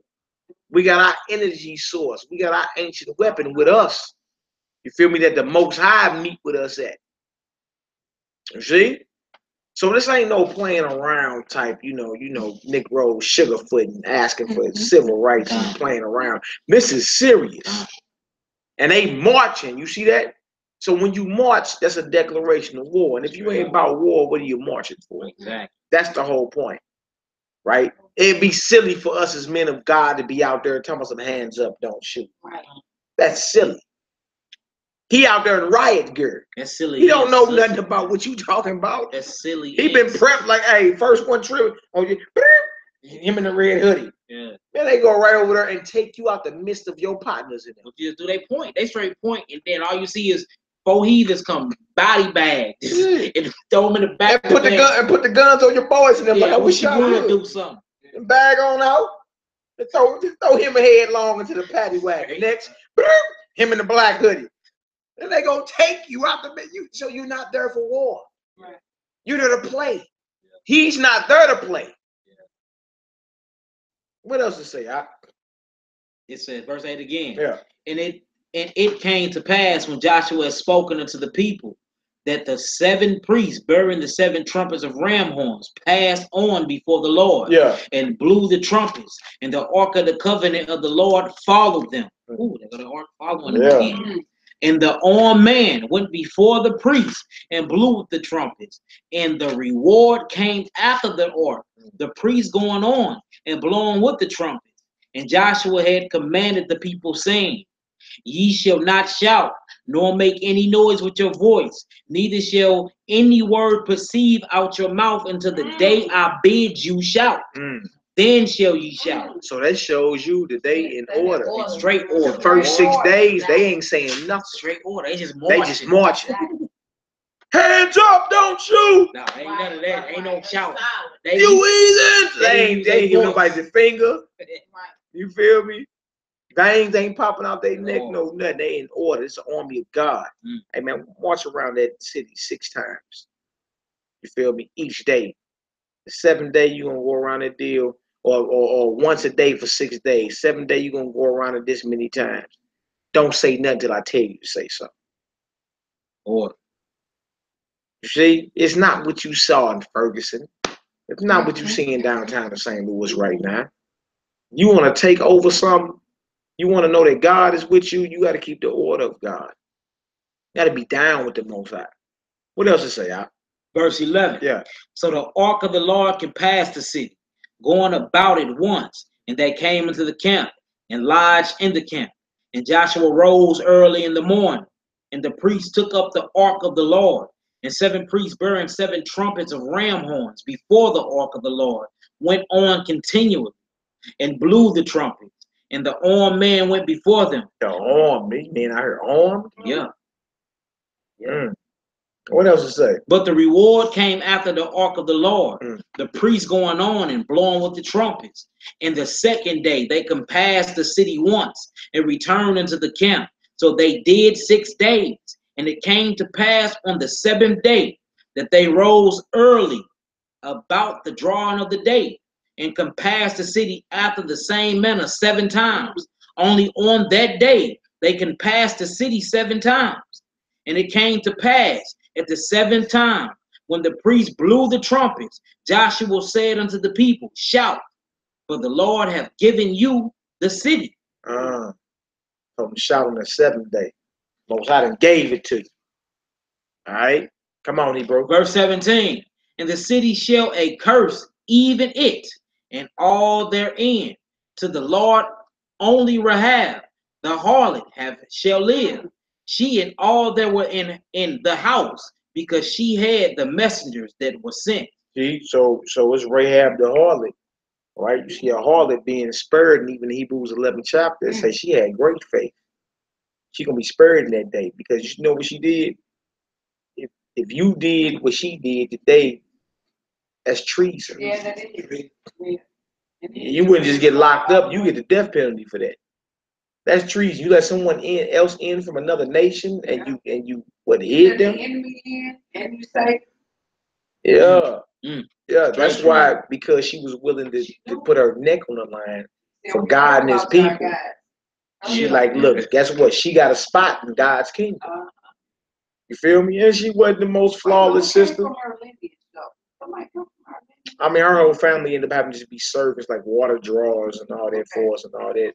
But the whole point, the message behind it is that even though she was contrary, the way she lived was contrary to the Most High. The Most High still got her. She's in the kingdom. What'd you say, Urge? We heard about y'all guys. Yeah. Straight up. Yeah. Go ahead, Ebro. Verse 18. Like, yeah. You read 18? Yeah, man, 18. All right, go ahead. Verse 18. And ye, in any wise, keep yourselves from the accursed thing, lest ye make yourself accursed. When ye take of the accursed thing, and make the camp of Israel accursed and troubled. But all the silver and gold and vessels of brass and iron were consecrated unto the Lord. They shall come unto the treasury of the Lord. So he's saying, that this is war, booty or spoil is going down. But stay away from them cursed things like them idols and anything consecrated, dedicated to their gods. So you see, this is a military takeover right here. They march because it's time to go to war. Not to play around, not to ask for equal rights or civil rights. But the Most High gave you a hit.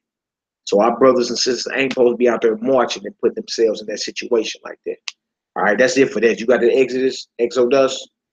Write it for me, y'all, if you can, or you can grab Exodus 23.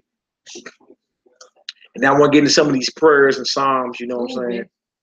About the mindset that we ought to be in. We need 2 Thessalonians 1 and 2, I believe it is. You got the Exodus 23? I get the 2 Thessalonians. We need 2 Thessalonians chapter 1, verse 6 to 10. And look, and it goes just going into the mindset that we ought to be in. You know what I'm saying? Like if you know vengeance is the Most High, you feel me? Is it wrong for you to ask the Most High for vengeance? No. It's not. But see, in today's society, amongst our people, our people, especially in that Christian church, they're not asking God for justice and vengeance. They're not asking him for that. And that spirit has actually seduced us and killed us as a people. Because you're not asking the Most High, the very one who said, look, if you ask me, I'll give you the heathen. If you ask me, I'll fight for you. But we're not asking them. Right. They break it today and bust the windows at the mayor's house and put red paint all over the wall. That's a low. That's childish. That's childish. That's foolish anger. That's childish. You understand? It's like the scripture tell you can be angry, just don't break a law, don't sin. You feel me? But had you known that you could petition the heavens for the Most High to bring vengeance, all you got to do is be what? In line with the Most High. You got to be striving to live by off His commandments and all that. So when you see injustice, you can bring it. You can pray to Him like, Lord, please bring this. You know what I'm saying? That's injustice right there. And He'll honor that. And He'll honor it. But we don't even want to do that. Like I was telling the sister in the store earlier today, you got to get more radical with your prayers. You praying for Jolly Ranchers. She got mad. She was like, just pray for me. You're not praying for. She heard about praying for that, praying for vengeance. Yeah. Like wrong. Like that, try and they just be like, yeah. She said, just pray for me. Molly said, no, what we need to be praying for is vision on this heathen for our cause. She looked at Molly, she said, yeah, look, anyways, just pray for me. Don't pray for my slave master. Just pray for me. I said, wow, we are damn mixed. But the scripture go into perfect hatred. You feel me? When you see the overthrowing and perverting of judgment, what is that? Like, you know what I'm saying? You should be able to, come on, the scriptures say vengeance is, even Nat Turner knew that. When you watch the movie Birth of a Nation, he said, oh Lord, you said in your word, our obedience, you will be an adversary to our adversaries. And He will. Like, you got the power to petition Him right then and there. You just got to make sure you right, because He's not a respecter of person. But every day you got to be striving to be right and please your God. What's wrong with that? Why that seem like that's the boogeyman? Oh, that's too hard. That ain't hard. You striving every day to be better than the day before. You feel me? Now, what does that mean exactly? What's that? That mean this. Like, if you wrong as His chosen, or somebody that's not His chosen is right, He's gonna honor that which is right. Yeah. You see what I'm saying? Like, we His chosen, and we know we ain't supposed to be stealing, but we stealing. And a Gentile roll up and say, your God say don't steal. He gonna honor the Gentile. Right. He's no respecter of persons. Just because you His, you get a free pass. If anything, you get a worse punishment because you knew better. Yeah. You see? They're going to what you say all the time too. You're like, Lord, kill an adulterer. But you just got done creeping last night. Your ass getting killed with them. Yeah. You calling down judgment on your own head. Judgment on yourself. Yeah.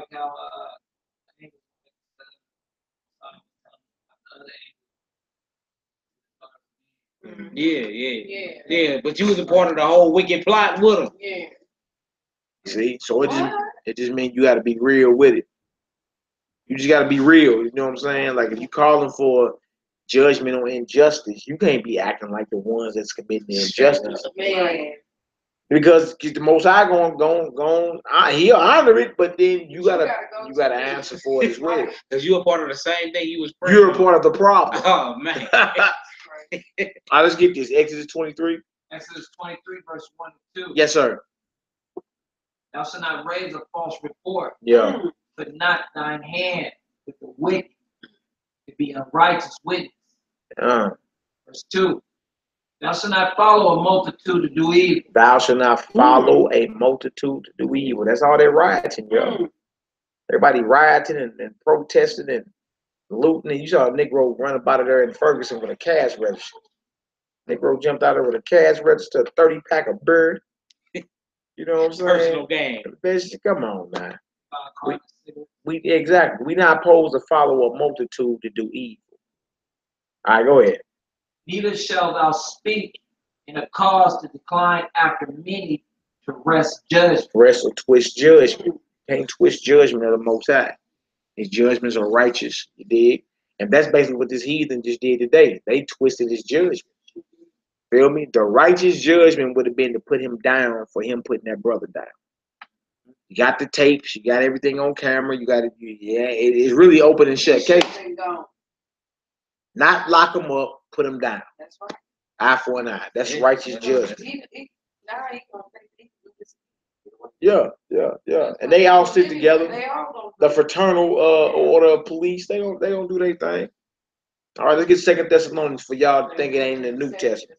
2 Thessalonians. We're gonna go to 2 Thessalonians chapter 1. We need Revelation, y'all can read Revelation 6, 9 through 11. You're supposed to be asking the Most High, petitioning the heavens to protect his people. You know what I'm saying? Like, it's just what it is. Like, you got enemies, and you have no power in your hand. Ain't like me saying, hey, go get you some bombs, Mina, and blow up the state capitol. Or, you know what I'm saying? That's what the Black Panthers would have did. Or somebody of that faction. No, but what we're saying is pray to your daddy about the injustices that are happening.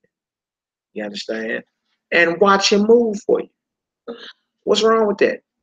Other than that, you were just made to be a slave and get your rear end kicked up past your shoulder blades for the rest of your life. Whenever this heathen drink his whiskey, he can come through, rape your woman, kill your sons, and it's just what it is. Right? But you have the most powerful weapon in existence, the Most High. You got an earth force of angels waiting for you to ask them to handle business. Or waiting for you to ask the Most High to get them orders to fight on your behalf. Like waiting for your kids, yeah. Oh, yeah. Like getting at your kids and you don't know when they finally come to you, going to turn some heads off. Yeah. Same exact thing, ain't it? So if it's like that on a carnal level, physical level, why wouldn't it be like that even more dealing with the Most High? Yeah. He actually loves us, but we're not asking him. That's right. You have not because you ask not. You ain't asking. You too busy asking that the Most High be abundant to this heathen who just killed your people. Instead of saying, Most High, bring righteous judgment to the situation. Right. Lord, get this heathen $1 million so he can give me 5,000. Please, Lord. Your prayers are not focused in the right place. It's just not. It's just not, man. We've been told if you're praying like that, you're radical and God is not with you. But we're going to the scriptures where Christ said, pray for your enemies, right?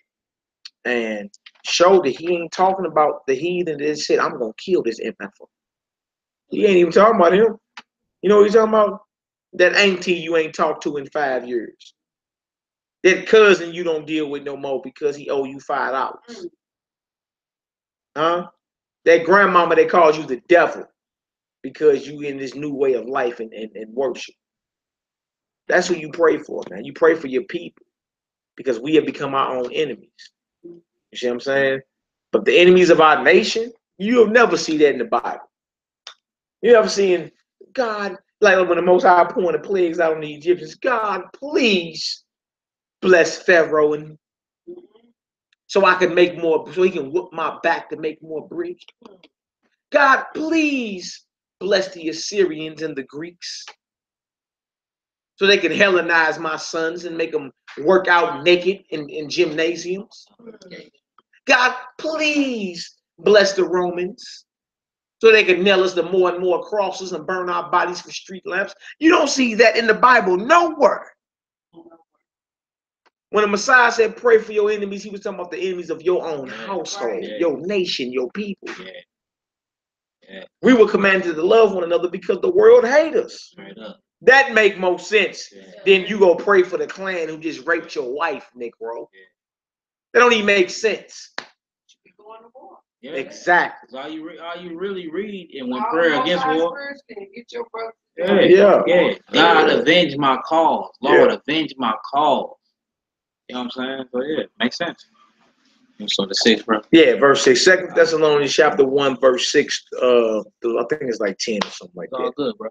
Book of 2 Thessalonians chapter 1, verse 6. Yeah. seeing it as a righteous thing with God. No, wicked thing. A righteous thing with God. Uh-huh. To recompense tribulation to them that trouble you. So it's righteous with the Most High to pay back those that trouble us. It's a recompense tribulation to them that trouble us. This is New Testament. Yes, it's righteous with the Most High to pay back your adversaries. Yes, sir. And put them in tribulation. For them that trouble us. You'll never read that one in church. That won't get read. No, it won't. Because the agenda is to keep the Negro in a docile, you feel me, flagellant state of mind. This real soft and inside voice. You know, Don Lemon. Hello, sisters and brothers. Hey. No, you supposed to be a man around this deal, especially the men. You supposed to be bold and walking hard and, you know what I'm saying? Roaring around this deal. Straight up. That's righteous, because it's righteous with the Most High to pay back tribulation to them that trouble us. Yeah. Recompense mean payback. What else to say, brother? Verse 7. Yeah. And to you who are troubled, rest with us. For the Lord Jesus. Rest with us what? When the Lord Jesus shall be revealed from heaven with his mighty angels. No, weak angels. With his mighty angels. That's what we're saying. The Messiah coming back with a hit squad. Yeah. Angels, our hosts, our heavenly hosts. Heavenly hitters. Shall be revealed or manifested from heaven. What? With his mighty angels. What? That's how the payback going down. That means he just got the hit from the Father on high. Yeah. To what? Bring judgment to this situation. Come hit some head. Yeah. Go ahead, Hebrew. Verse 8. Yeah. In flaming fire, taking vengeance on them that know not God, and that obey not the gospel of the Lord, Hamashiach Yahushua. You see that? So he's saying, look, he taking vengeance. When we read vengeance is the Lord's, baby, don't get mad. You right, vengeance is the Lord's. Right? He coming to hit heads. Not to play with you. This verse 9. Not to play. This is beautiful. This is the gospel. You understand?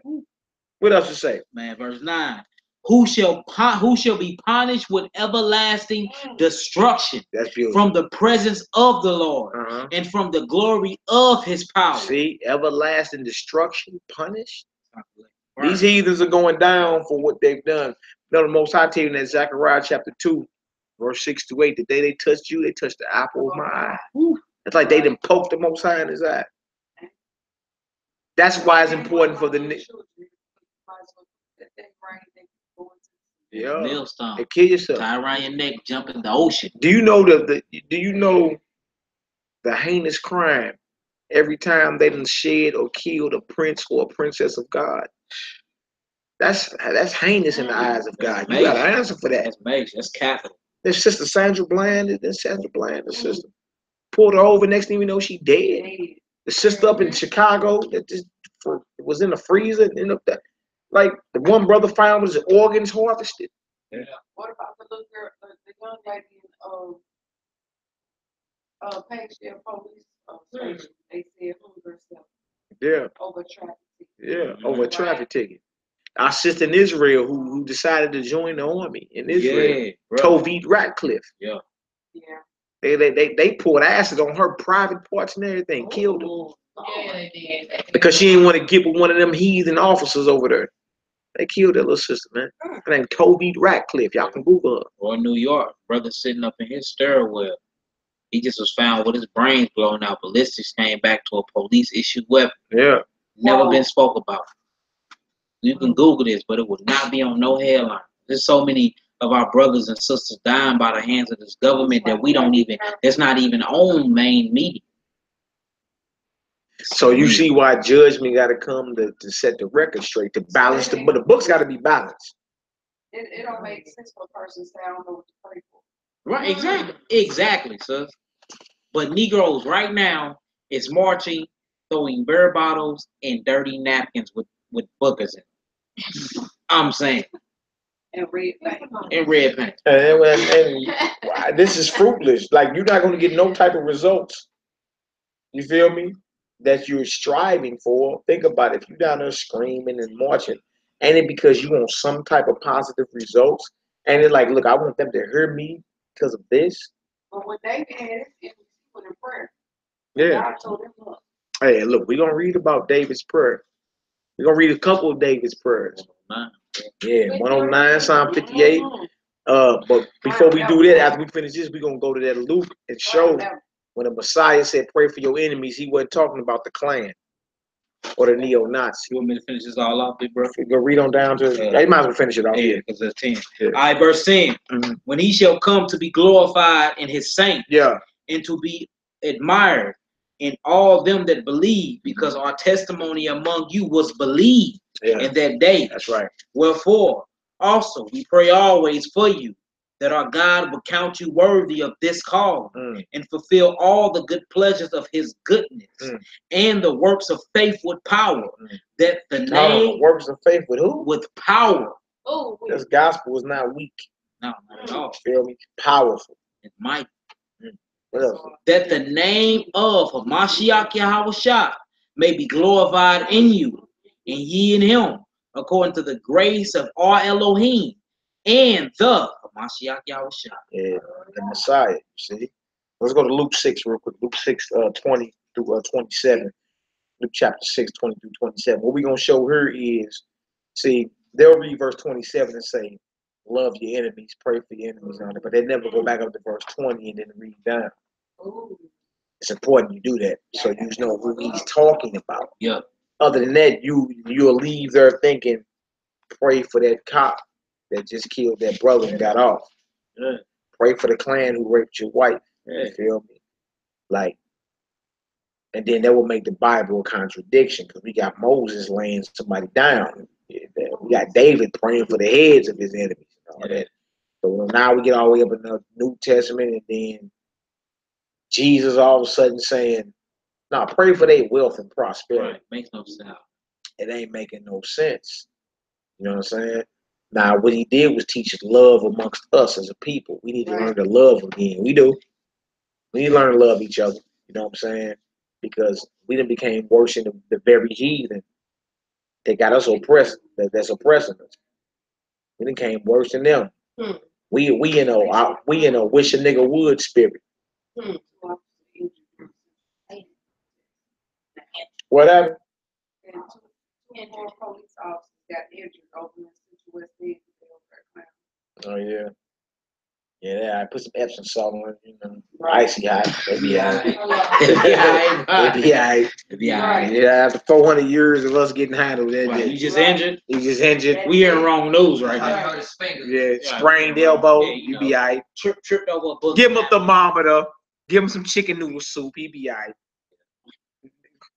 Niggas get injured every day, B. Yeah, when it's done, he'll get validated with a purple heart. Yeah. You dodged the booger now. Niggas get injured every day, B. Yeah, it's nothing. Whatever.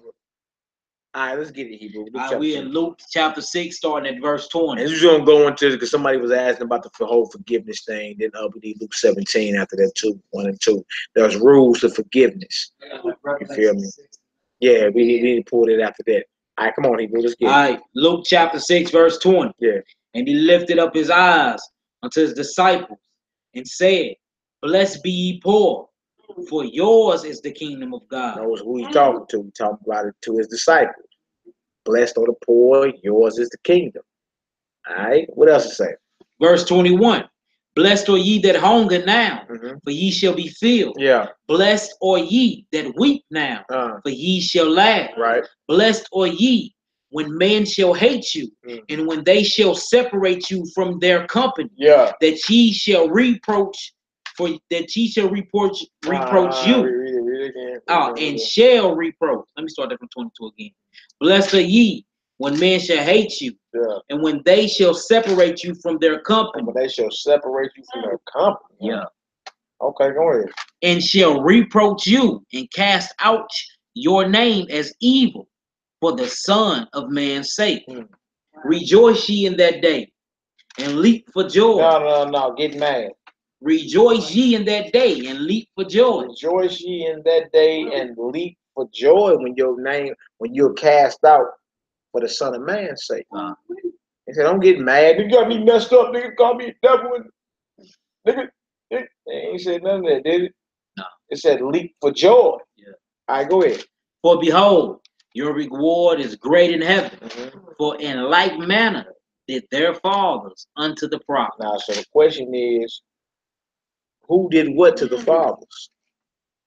Who did what to the fathers? So that they in like manner did their fathers unto the prophets. Who did what? Who were the fathers? And who did what to the prophets? Who are you talking to? Would have to be, because who persecuted Israel's prophets? Israel. The Israelites. Feel me? Our fathers did that to our prophets.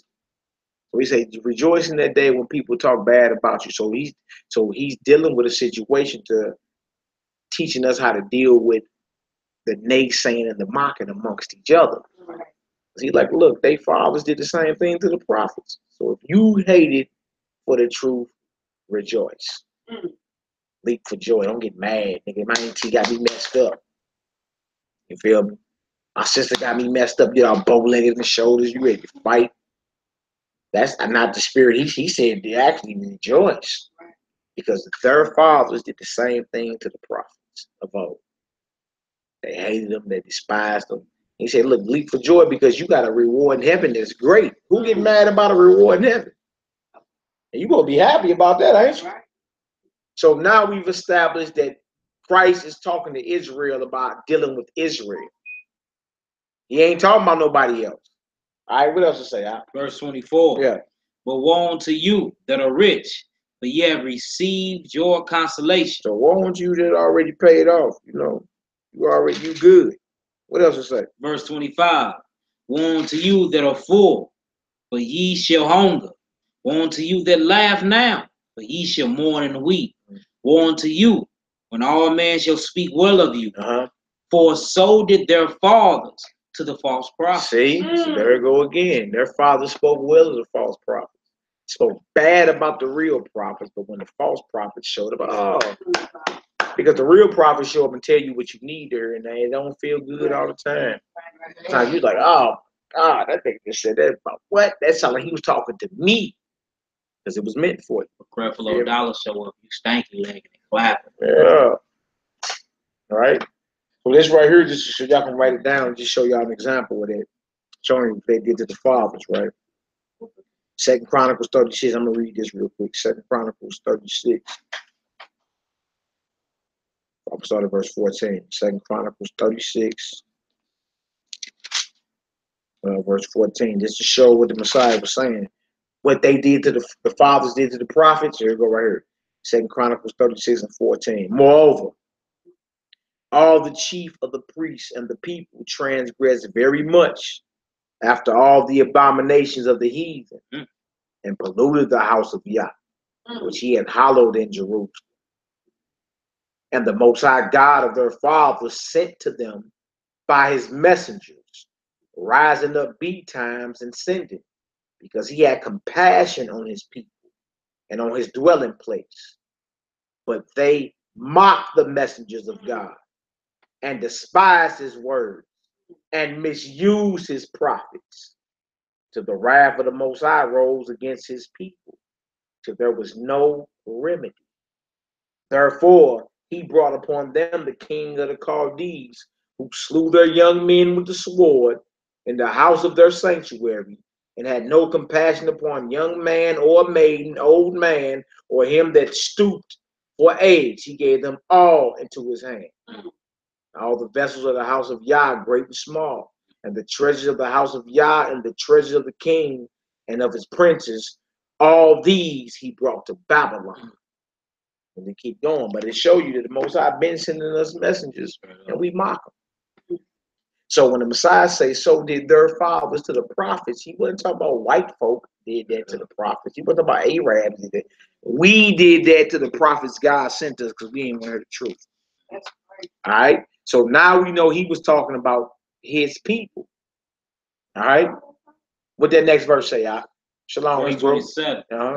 It says, but I say unto you, which hear, love your enemies. So he talking about the enemies of your own house. You see what I'm saying? Because our people did that to the prophet. So the so-called church will read that one verse and say, see, no, God, no, you can't be mad about what just happened. Jesus says, love your enemies. But he's talking about the enemies of our own household, enemies of our own nation. Like, we got to love even those that are coons or bootlickers. Bootlicker, I can't believe he just said that. Right? You got to pray for that brother. You know what I'm saying? Brothers acting crazy, may be in the truth, but, you know, all type of crazy doctrines, like it's lawful to rape a woman. This nigga crazy. It's out there. There's some crazy doctrines out there.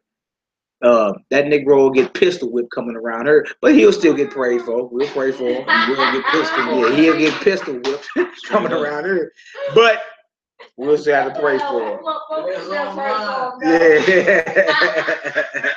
Boy, you get all your little luxuries will get removed off of you. Straight up. But we still have to pray for you. Dig? So the enemies he tells us to pray for are those of our own nation. All right.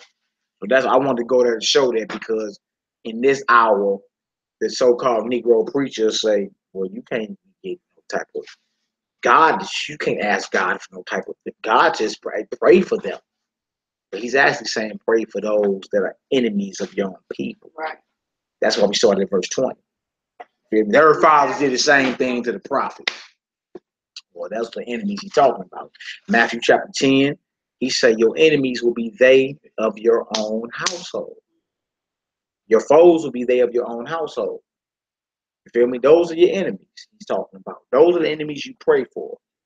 Those of another nation, castrating you, hanging you, killing you down in the streets like you don't even exist. The prayer should be for vengeance and retribution. Right. Feel me? Not that they prosper and continue to kill you the way they do. That's the message they don't want you to know. Because once we get, as a collective conscious, start praying to the Most High for vengeance, vengeance comes. You understand? And that's the only power to get this heathen up off of us. It ain't like we can load up and go take him down. He's a champion of killing, but who's over him? Most High controls storms. Like storms just hit down Houston and Florida and all that. It wasn't no nigga jokes dripping off them heathens' lips. Ain't no bullets and shells. It wasn't no nigga. They wasn't. It was, oh God, Lord. Yeah, yeah, I bet. But that's our God. All right. So that's the difference. That's what it is. And that's why we always go back and we read that way. We can get a proper understanding. All right. It's righteous to ask for vengeance. Yak, you got the Revelation 6 over there? That's 27. Yeah, it says, but I say unto you which hear, love your enemies, do good to them which hate you. Mm-hmm. And that's how we got to be with our people. You know what I'm saying? Like, look, you'll forgive the heathen that just killed your people, but you still beefing with your aunt, your auntie, your cousin that owe you $5. Yeah, you in that I wish a nigga would spirit. But one heathen can roll up. I done seen the hardest, man. Look, I done seen the hardest Negroes. I done seen one cop roll up. I done seen 5 niggas throw their guns under the car. They could pull their pants up, straighten their pants up, and then start talking like they on a job interview. Sir, yes, sir, yeah, cool, yeah. You be like, nigga, where did all that come from? Like, what is it?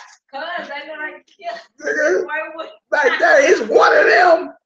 It's at least 5 of y'all. You feel me? What?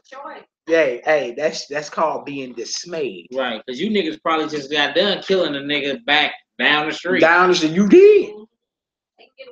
But the cracker pull up and you hide your gun. One of them. One of these heathens pull up. You feel me? Look at these.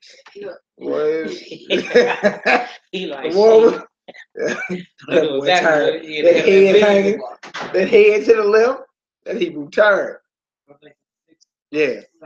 No, 9 through 11. Now look, it's righteous to ask the Most High for vengeance. It's righteous. It's righteous. Revelation 6, 9 through 11. And when he had opened the 5th seal, I saw under the altar souls of them were slain.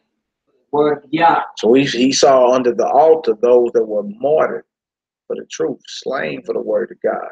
Feel me? And which is coming to brothers even in this age. Like, that's some of our only eggs at the bottom here. Like, they gonna eventually going to shut them brothers up. You know what I'm saying? So it is what it is. But they up under the altar of the Most High. Like the Most High got them, right? What else to say? And for the testimony which they held. Yeah. And they cried with a loud voice, saying, "Oh, how long, O Lord, holy and true, dost thou not judge and avenge our blood on them that dwell on the earth?" Hear what they asking the Most High? These are brothers that have passed on. They asking the Most High, how long? They say, Lord, give us a time frame. How long, O Lord, holy and true, do you not avenge our blood that was shed on the earth? What does avenge mean? It means bring vengeance. Most High, when you going to bring vengeance and get at these heathens for shedding our blood on the earth? Why we ain't asking the Most High that? If we got people that have passed on that have asked the Most High, how long till you get you some payback? Why we don't pray like that no more? We told that's wrong. But these are brothers that have passed on. It's like, Lord, how long? Feel me? We were murdered. Our blood was shed, innocent blood. How long is going to be until you get some payback for our blood that's been shed on the earth? You see? So even in your own prayers, when you praying to the Most High about the condition of your people, whatever, there's nothing wrong with that. You should be asking the Most High that. Other than that, what you gonna do? If prayer is powerful, and that's our only weapon, we ain't got no other weapons. If a heathen come knock on this door, the best you may be able to get a couple bullets off, but we ain't got no drones with no Hellfire missiles. We ain't got no submarines. We ain't got no nuclear bombs. Stop it, right? But you can, but this right here, this is a spiritual truth. You can ask God, how long, Lord, how long? When you gonna get some payback for those that's been getting at us? We your people. You know what I'm saying? When you go into your own prayer and meditation, like within yourself, and you praying to the Most High, really because you hurt about what's going on. I know I'd be hurt. I don't, you know what I'm saying? I don't just be seeing all this and be like, hey, whatever. Like it hit me to my gut. We ain't got no power to do nothing. Right up. You know what I'm saying? Like when that sister Sandra Bland was killed, that as a man, like that hurt me as a man. You did. That's a sister that straight got pulled over in a state, what, in Texas or whatever. You dig? And that's one of our sisters, like, we as men ain't got no power. That should make every man feel weak and like we ain't got no power. That mean these heathens can pull over any one of our sisters by themselves, and the next time we hear about her, she hanging. There's no power, so we should feel helpless at this point, but we got power and we can ask the Most High. That's what the pig meeting preacher ain't going into. Ask your dad, man, can tell your daddy on these heathens. You ain't even asking. You just like, man, tell your daddy on these devils. Like these devils are, please, Lord. Think about we did it collectively. We all got together at one time every day. Man. Like I'm talking about, we put it out there like, hey, y'all, every 2 p.m. Central Standard Time, every day around the world, let's go ahead and face Jerusalem and get at this and ask the Most High. That's power. That's power. Following the Well, you'll see things change. Well, instant. Like you be like, oh man. But that's how we gotta be, because we got people that have passed on asking that. So there's nothing wrong with that. You know what I'm saying? What else to say out? Revelation 6, verse 11. And white robes were given unto every one of them. It was said unto them, they should rest yet for a little season to their fellow servants also, and their brethren that should be killed, hallelujah, as they were, should be fulfilled. So that number ain't filled up yet. It's more brothers in this era, in this age, that must be martyred for the truth as well. You know what I'm saying? But notice they got white robes. They got salvation. They made it, in other words. You feel me? Like if that's your only way to straight guarantee your way in, for some brothers that may be like I'm out this deal. because other than that, you hoping that your exes outweigh your old. About this You know what I'm deal. saying? But if you get martyred for the truth, you get a red carpet entrance into the kingdom. No matter how bad you done been in the past, you like, hey, well, that may be my only way to go ahead. So you know what I'm saying? You get you a white robe, get you a crown. You know what I'm saying? You get immortality. The whole thing that we banging for. But I wanted to go there to show that we have people asking the Most High when. We went to 2 Thessalonians. He said it's a righteous thing with the Most High to pay back tribulation to them that trouble us, like that pig did to our brother in 2011 here in St. Louis. Like Darren Wilson did to Mike Brown in 2014 here in St. Louis.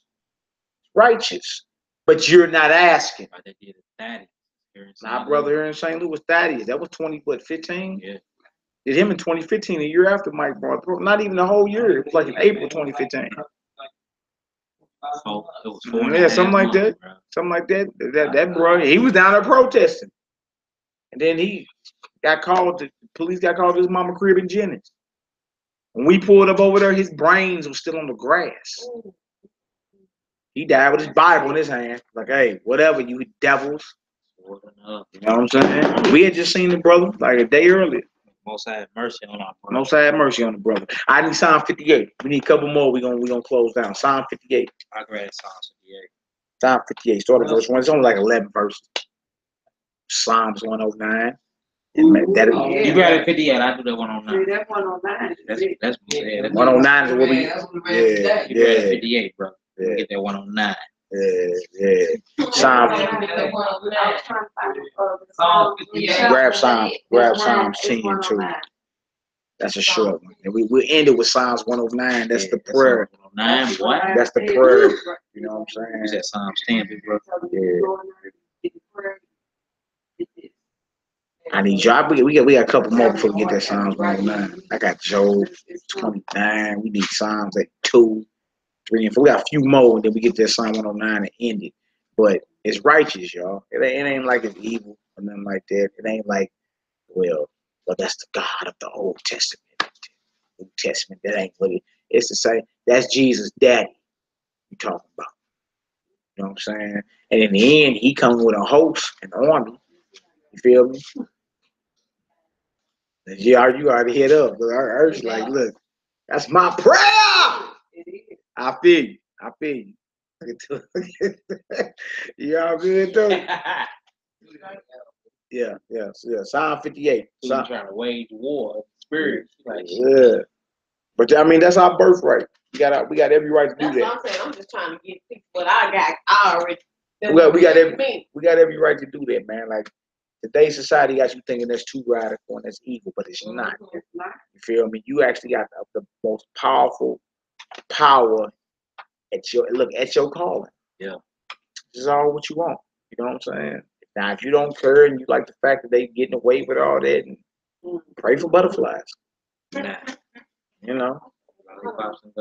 Yeah, you know what I'm saying? But if you like, well, look, you heathens gonna get some act right. And then when you look up and see a 10-mile wide tornado turn them heathens up, oh my God. you be thanking the Most High for this. All Like, praise. bless the state of Texas, pray for Texas. Yeah. No, I pray for my people in the midst of it who didn't get touched. Our people that's of the faith who didn't get touched. Yeah. Hey, look, people out of the Most High be coming with this heathen too. Like the Negro might kill each other, but that heathen be dying some dramatic, crazy ass deaths, man. Yeah, somebody swallowed by a tornado and ripped. You be hearing some crazy. Yeah, roller coaster broke apart in midair and Six Flags and.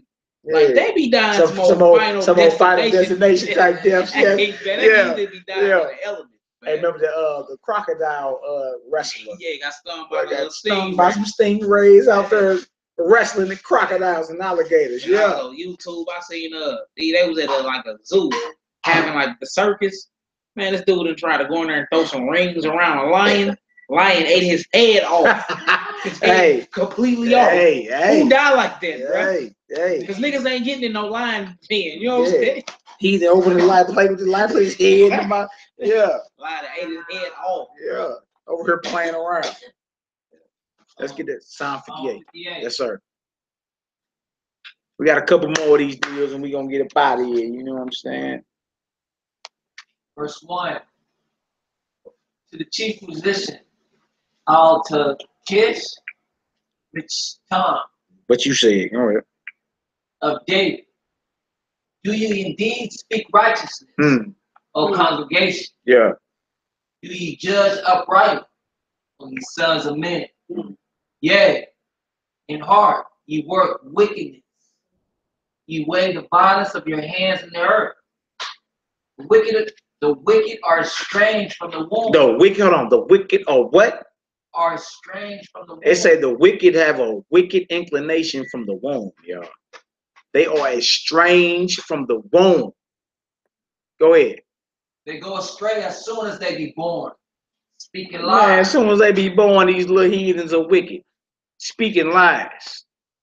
They want to hear that. No, they look, certain folks are wicked from the womb, from their conception.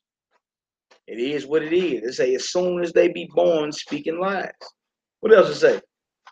Their poison is like the poison of a serpent. They are like the deaf adder that stoppeth her ear, which will not hearken to the voice of charmers, charming, never so wise. Break their teeth, oh yeah, in their mouth. Hold on, what did it say? Break their who? Break their teeth, oh yeah, in their mouth. Break their teeth, oh God, in their mouth. Now that don't sound like wakey, eggs and bakey. Somebody's finna eat the curve. yeah. Put your mouth on the curve. That curve on. Yeah.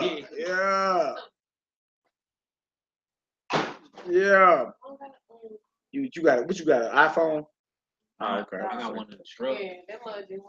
So look, notice it said, break their teeth, oh God, in their mouth. Come on, Hebrew. Break out the great teeth of the young lion. That's right. Oh yeah. Yeah. Let them melt away as water.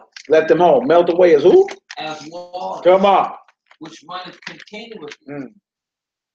Bendeth his bow to shoot his arrow. Yeah, when the most side, cock that strap back. Huh? Come on. Let them be as cut in pieces. Do you hear what he's asking the most side?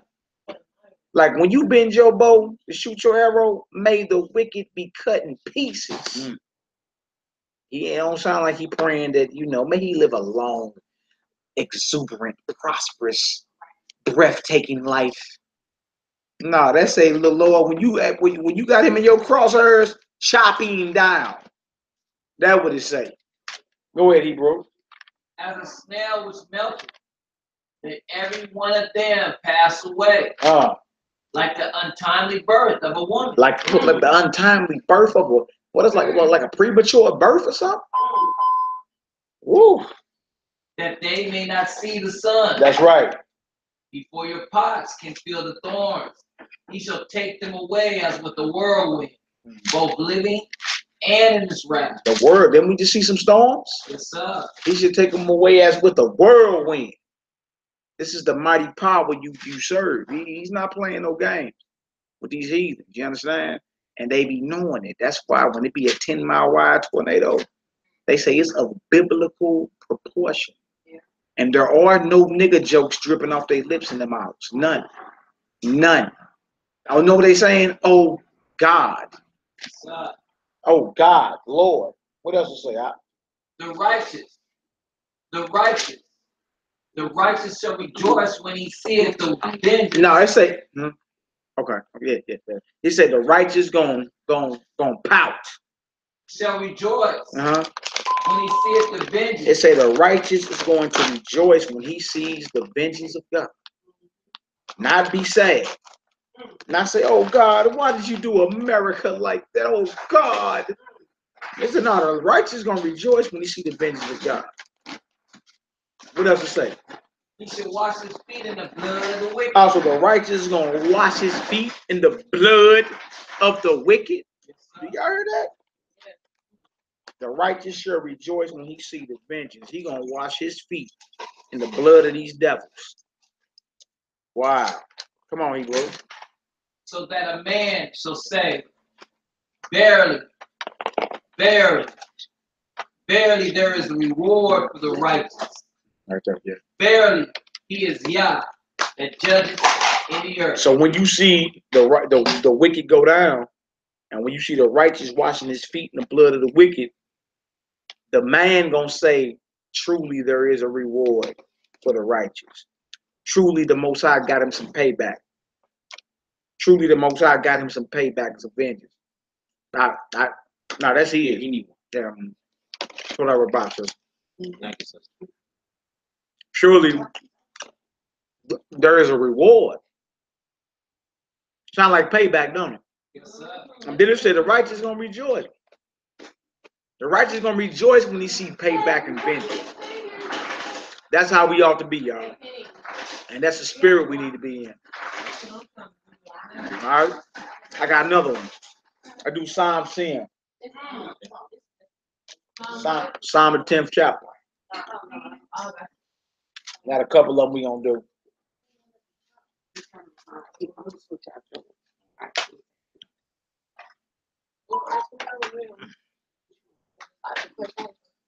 Psalms 10, 15 through 18. There's another one. And all these are prayers. And like most of the Psalms, y'all songs. So this was done over a certain hertz, certain vibration going out. Music was playing. David was rapping and singing. You know what I'm saying? Like we do today. You feel me? So banging on wax didn't start here in America. I got a red charger right there. It's not an iPhone though. It's that for Android. It's not for iPhone. There you go. None of your business. None of your business, she bro. It's all good. Okay. Psalms 10, verse 15. Yeah, 15 to 18. Break thou the arm of the wicked. Hold on, what did it say? Break thou the arm of the wicked. Hallelujah. And the evil man.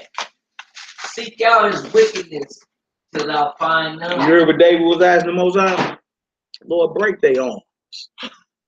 Break the arm of the wicked and the evil man. Seek out his wickedness till it be none. Why we don't pray like that today? We got some right here. We got some right here. So no, we cool, boy. Knows what he asking. He said he actually asked the Most High to hunt the evil man. Hunt him down. Break his arm. Seek out his wickedness till it be none. We don't even ask that no more. We done got so docile and weak and used to being a slave. You feel me? And we ain't slowed down and read this Bible and said, hold on. We supposed to be asking the Most High to bring these heathens down. And that's a righteous vibration. Not going to march and spit at the tanks and hands up, don't shoot. That's immature anger. You feel me? Like we can do this and not even be all, bringing hurt to. Because look, when anger left unchecked, will bring death to you. Every time you get angry and really ain't no justified reason behind it, you killing yourself. That's scientifically proven. Wow. Even the Bible say, be angry but don't sin. Yeah. See? You can be angry at oppression. You can be surely oppression make a wise man mad, of course. Right? But all that mother effing heathen, you got me messed up. Playing little boosie while the rag police out there without that badge you up in half. You feel me? You all on Facebook. You an armchair revolutionary. You a social media revolutionary. You did, but you ain't willing to make the sacrifices in your everyday life to bring change and liberate your people. Stop it. You killing yourself. You know what I'm saying? So no, I'm not finna go out and go marching and go protesting. That's immature anger. You understand? No, we'll focus all our spirit and energy on asking our daddy to bring vengeance to this heathen. And that's all you got to do. You ain't even got to get angry like a child. Getting angry like a child when he got his toy took. Your little toy got took, you all pouting, lip all out. You feel me? Or you gonna take your ball from the playground. Can't nobody else hoop no more because you done got angry. Cool. You did. Like we gotta be mature in our emotions and all that. You know what I'm saying? And make sure you ain't doing nothing to bring your vibration down. Now, this is righteous. To ask the Most High to petition the heavens to bring righteous judgment, that's not bringing your vibration down. That's not work of the flesh. That's righteous. That's you saying, you know what? Righteous judgment would be, since he murdered that brother in cold blood, he need to drop for that. That's righteous. You know what I'm saying? But to go out there and spit at some police and why y'all just hate us? Why y'all just, you finna have to kill me? The F all the dumb shit, you know, that's whatever. Later for all that. You can be spending all that energy praying to the Most High to drop the devil. All right. What else to say? Psalms 10, verse 16. Yeah. The Lord is king forever and ever. That's right. The heathen are perished out of his land. Lord, Lord, thou hast heard the desires of the humble. Thou wilt prepare their heart. Thou wilt cause thine ear to hear. That's right. That's right. The Most High hear us, man. We stay humble. You understand? We speak up on these injustices and pray to him. The Most High gonna hurt us. What else to say? To judge the fatherless and the oppressed. And the who? And the oppressed. And the oppressed. We oppressed, ain't we? Judge mean bring justice to them. What else to say? That the man of the earth may no more oppress. That the man of the earth may no more oppress. That's what this devil is doing. Jump back a chapter. Go to Psalms 9. Psalms 9, 15 to the end. Most High get down. The problem is his true character been hid from us this whole time. Yeah. Because they know what they're doing. They're doing what's called selective scripture reading. Yeah, Psalm 9. We're going to read Psalm 9. We're going to read 15 down to 20. The Most High is not playing with these devils in this hour. And when we end with that Psalms 109, oh, man. Them daggers up. So beautiful. Them daggers When I up. say it's been on my- That's the nail in the coffin. When I say Psalms 109, oh, I mean, I first heard that. I said, this in the Uh-huh. Bible? I couldn't believe it. I said, David would pray something like this? I feel wrong for even repeating it. I'm like, for that. Right now, that we get it.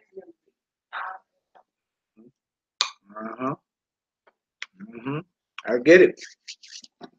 Psalms chapter 9, verse 15. What it say, y'all? The heathen are sunk down in the pit that they made, in the net which they hid in their own foot taking. You see what's gonna happen to the heathen? The very grave they digging, they gonna have to lay in that. you made the bed, you gotta lay And it. you gotta lay in that bed. Go ahead. The Most High is known by the judgment which he executes. That is so beautiful. The Most High is known by the judgment he executes. In other words, when he put that hit down, you go, oh, that's a biblical proportion. You gonna know that's God that did that. That's the Most High. He's known by the judgment he puts down. What else to say? Which he executes. Yeah. The wicked is snared in the work of his own hands. Beyond say lie. Say lie. Come on. The wicked shall be turned into hell. No, turned into heaven. Into hell. Turned into exuberance. Into hell. The wicked shall be turned into hell. Come on. And all the nations that forgot Yah. And all the nations that forget the Most High going down, including this devil. We a different nation than these so-called white folks. We ain't of the same nation. Totally different. You know what I'm saying? They gonna be turned into hell. Those that got at us wasn't repenting about what they did. They gotta ask for that. You guys, people, that's a heinous act in the eyes of the Most High. You did, hold on, you did what? And you ain't even sorry about it? Right. Okay, got something for you. Yes. You like you in the Lord's crosshairs. Like any moment I'm taking him right on out. What else you say, Al? For the needy shall not always be forgotten. That's right. We're not gonna always be forgotten. What else? The expectation of the poor shall not perish forever. The expectation of the poor, what we expect, it ain't gonna perish forever. He got us. Matter of fact, the Most High love us. He's just waiting us to get ourselves together, man. That's why it's important. Repent, turn back, try your best to live like you a son or daughter of the Most High, with every fiber of your being. What else you doing? Arise, arise, arise, O my master. That's right. Let not man prevail. Let not these devils prevail. There you got off in this life, right? But the world to come, you got to answer for that. And we can't even say you got off in this life, maybe in court. Yeah. You understand? You mess around and wake up like Herod, and like when we read about what happened to Herod and them Josephus and them lost books. Man, they said you could smell that heathen a mile away. He had so many balls on him. His bowels dropped out of him. So remember, he put the hit out on all the infants because he didn't know who the Messiah was. To kill everybody 2 and under. For that act right there, he died a horrible death. Yeah, that Negro fell apart. Man, he had so many balls, you could smell him. Like we on the south side, you could smell him in North County. He literally decayed while he was alive. Yeah, straight poison was leaking out his bowels. His bowels fell out of him. Most I ain't forgot these devils like Antiochus Epiphanes that tortured our people under the Greek and all that. He died a horrible death. They're the same way. Yeah. Yeah. Yeah, you got an answer for all that. You dig? What else to say, Hebrew? Let the heathen be judged in thy sight. That's right. Put them in fear, O Yahweh. Yeah. That the nations may know themselves to be but men. That they may know themselves to be men. May put them in fear, Most High. Dig? That they know they just men.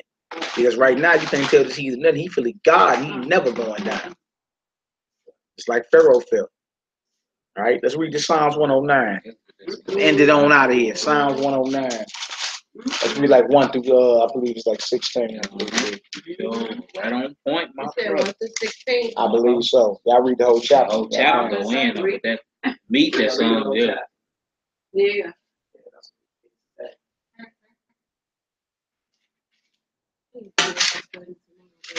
Most High love us, man. We gotta make sure we're doing what's right. They tell you in Sirach 4:27 out the Apocrypha, it say strive for the truth your whole life, and the Most High fight for you. That's in the Apocrypha. Sirach, Ecclesiasticus 4, verse 27. Fight for the Most High, fight for the truth your whole life, and the Most High fight for you. Believe that. That's my phone right there. You pass it out.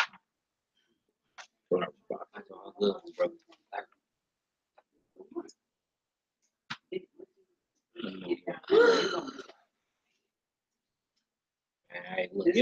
He was asking the Most High for some things. I thought back in my day, I thought it was damn to ask for things like that for anybody. I'm like, dang, you can pray for stuff like that? Yeah, you can. David was cold-blooded when he was talking about his enemies. Right. Yeah, but deep and dirty. You forget that David was one of the main men of war. You know what I'm saying? So when he was calling for vengeance, he was being detailed. He wasn't playing with the enemy. Not at all. At all. Not at all. Like you never got it. Who? Then on his deathbed, what he told Solomon. Yeah. On his deathbed, what he told his son though, like he was always like that though. That was David.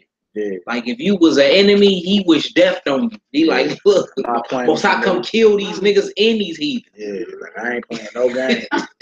He told Solomon, "It's 2 cats that cursed me while I was living. Hit they head. Don't lie to me. You can go to the grave in peace." You hear that? They best die. Make they kill them a horrible death. Yeah, look at that. Like, what? Nigga, I didn't know that. Yeah. That's that first king. And 1 Kings chapter 2. He said, "It's two cats I ain't get Matter to of fact, whack. we'll read that. We'll read that after we read that song. It's two cats I ain't get to hit while I was alive. Yeah, You better not. Don't let them go to grave. Don't let them die in peace." Like what? I gotta go down for So that. he said it to his son? Or Yeah, his said it friend? to Solomon. He told Solomon, look, keep the commandments of God. Hey, stand up like a man. Keep the commandments of God your whole life. And oh, by the way, so and so did this. I ain't forgot. Yeah. So and so did that. Don't even let them go to the grave in peace. Then you got his mom on the other side. Gird up your loins and do not give your strength over to a woman. Yeah. Now, they raised him to be a straight G, like. Yeah. You know what I'm saying? That's my mom. You're right. How he end up falling in the end like that? The women. That lust problem. A lot of women. That low. That low. Yeah. I mean, you just so strong on point on everything that lasts. That lust. That lust. The more demons told him. Yeah. You gonna fall in the end. That lust corrupt the whole. Yeah. And then he went against. We're gonna come right back over being anyway. He went against the law too, because it tell the king not to multiply. Like he went overboard with his women. Too many wives. You feel me? Like it say in Deuteronomy 17. But when he taking otherwise he was supposed to have for real. Yeah, he was taking wives of different nations and all that. Strange But then for like political reasons and all that. But when you read that Nehemiah, he said, look, Solomon sinned by doing that. You feel me? Because he had so much wisdom. He like, look, I can take whoever I want. You feel me? He got greedy. There wasn't no humility there to balance that out. Like, look, nigga, like, what are you doing? Because it was that many. It was literally other women that didn't serve his God that he was hitting.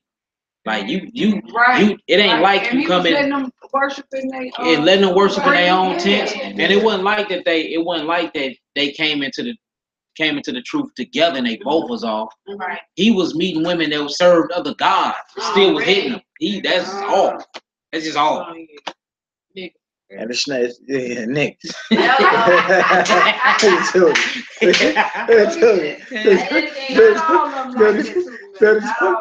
Tell the job some niggas. Look at me. You know where it's like. I'm pointing that up for right. You got the 2 eyes on us. Y'all better watch it. Man, I ain't even gonna take no 1,000. Well, I'm cool. I'm not governed by my law, nothing like that. So I'm not. All right, come on, let's get this. All right, Psalms 109 verse 1. Get out, niggas. That's all I had to say. You ain't saying nothing else. Mina start clapping like this. Yeah. Right. Yeah. What up with it, Hebrew? Y'all good, everybody? Yeah. Hebrews, Psalms 109. It's some more of them the vegetables gone. Oh, vegetables gone? Yeah, the vegetables gone. It's a fruit though. Okay. All right, that's cool. What's up with you, bro? I got some food. Chillin'. I do too. I got get you some sleep, bro. I ain't gotta work tomorrow. Oh, look at you. We in Psalms 109 verse 1. This is David's prayer for his enemies. Yeah. Ready for me? Yeah, come on. To the chief musician, a Psalms of David. Hold not thy peace, O God. Right out the gate, he asking the Most High, don't hold your peace. You feel me? So you can actually ask them, trip off that when y'all slow down and read through these prayers. If David can ask the Most High not to hold his peace, that means you can too.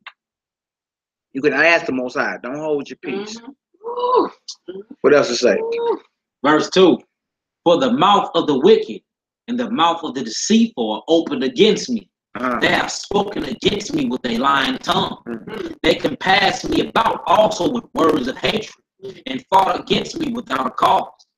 Without a who? Without a cause. Yeah, come on. For my love, they are my adversaries, but I give myself unto prayer. Stop right there. He said, I give myself unto prayer. I got adversaries. They speaking against me without a cause. They plotting on me. So the question need to be, is his prayer like, Lord, please allow him to prosper and reign over me. He said, look, being I got enemies, being they speak against me without a cause, I'm going to give myself to prayer. You feel me? I'm going to give myself to prayer behind this. Even David knew his physical strength meant nothing if he didn't petition the heavens first. Yeah. He had to holler God first before he did anything. Yeah. You know what I'm saying? When you got physical with somebody, I got to holler the Most High. Mm. I got to get myself to prayer. What else to say? Keep this in mind. David was a heavy hitter. So he's still going to his God, hollering. He was a heavy hitter. Yeah. Verse 5. They have rewarded me evil for good and hatred for my love. Set thou a wicked man over So him. he's asking the Most High, set a wicked man over him. That's it. You see that? I've been righteous the whole time. They reward me evil for my righteousness. But David's prayer in this song, set a wicked man over him. I mean, you can do the same thing. You can ask the Most High the same thing. What else to say? And let Satan stand at his right hand. Oh, man, he asked the Most High to put Satan on him. Paul did the same thing, though. 1 Corinthians 5. He said, I delivered him to Satan. Yeah. Paul did the same thing. People be like, what did Paul mean when he in 1 Corinthians? When Paul say, I delivered him to Satan, that he did not blaspheme. Yeah. Paul did, look, 1 Corinthians chapter 5, 5 through 7. Yeah. Also in Timothy, it's like 1 Timothy 1, 18 through 20. He said he delivered those cats to Satan. That they learned not to blaspheme. I believe 1 Corinthians 5, 5 through 7. And he called Negroes by name. He wouldn't hide. In fact, read that real quick. Grab 1 Corinthians 1 for me, 18 through 20. Or if you can, 1 Corinthians 5. In fact, so you see, Paul wasn't saying nothing different than David was saying. Like he was ready to ask the Most High to put the adversary on somebody. Wow. I believe it's 5 through 7. I grab 1 Timothy though. If I want you to read for 1 Timothy 1, 18 through 20. And then Ursula. Another search and wanted to say for the destruction of flesh. Sure. That Paul said that in Corinth. That's New Testament, ain't it? So then you got 1 Timothy 1 over here, 18 to 20. Paul said the same thing. Again. But it's I believe that's it. This charge I commit unto thee, son Timothy, according to the prophecies which went before on thee, Yeah. that thou by them mightest war a good warfare, That's right. holding faith and a good conscience, Yeah. which some having put away concerning faith have made shipwreck. Yeah. Of whom it is Hymenaeus and Alexander, whom I have delivered unto Satan, that they may learn not to blaspheme. Called him by name. Hymenaeus, Alexander. I delivered him to Satan the way he learned not to blaspheme. He told them niggas to go to hell. Go to hell. Yeah. I told them to go to hell. That they learned not to blaspheme. Wow. So let's get on back to Psalms 109. Because David asked the Most High to put the adversary over him. Understand his right hand. 1 Corinthians 5 and 5. Read 1 through 5. So you see, there was a cat that had laid with his father's wife in the church of Corinth. Like Reuben did, Jacob. Cat did that, and he wasn't sorry about it or nothing. So Paul was like, look, deliver him to Satan. Paul, he said, when we read letters, when you get to the end, he's like, yeah, he gave me evil. God gonna pay him for it. Yeah. Just started talking about it. Yeah. You can tell that. You can tell, They did it wrong. even though he switched over his belief to not believing in Christ to believing in Christ, he never lost that zeal. Like he was about them pain. He was about that action. He was telling, look, you want me to come with peace, love, on the sword? Like what y'all want? I'm saying, like ain't no punk ass. You know what I'm saying? Ain't no pushover. You know what I'm saying? Straight up. I was back in Psalms 109. That's right. Psalms 109 verse 7. Yeah.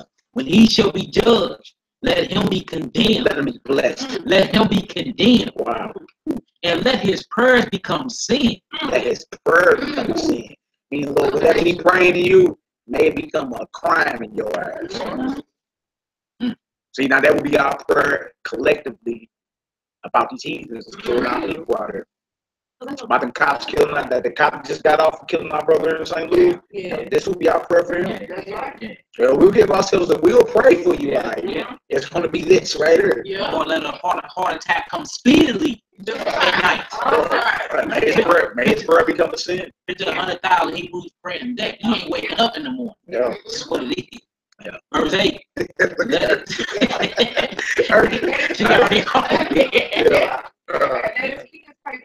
Yeah. Let them get it too. Yes. Yeah.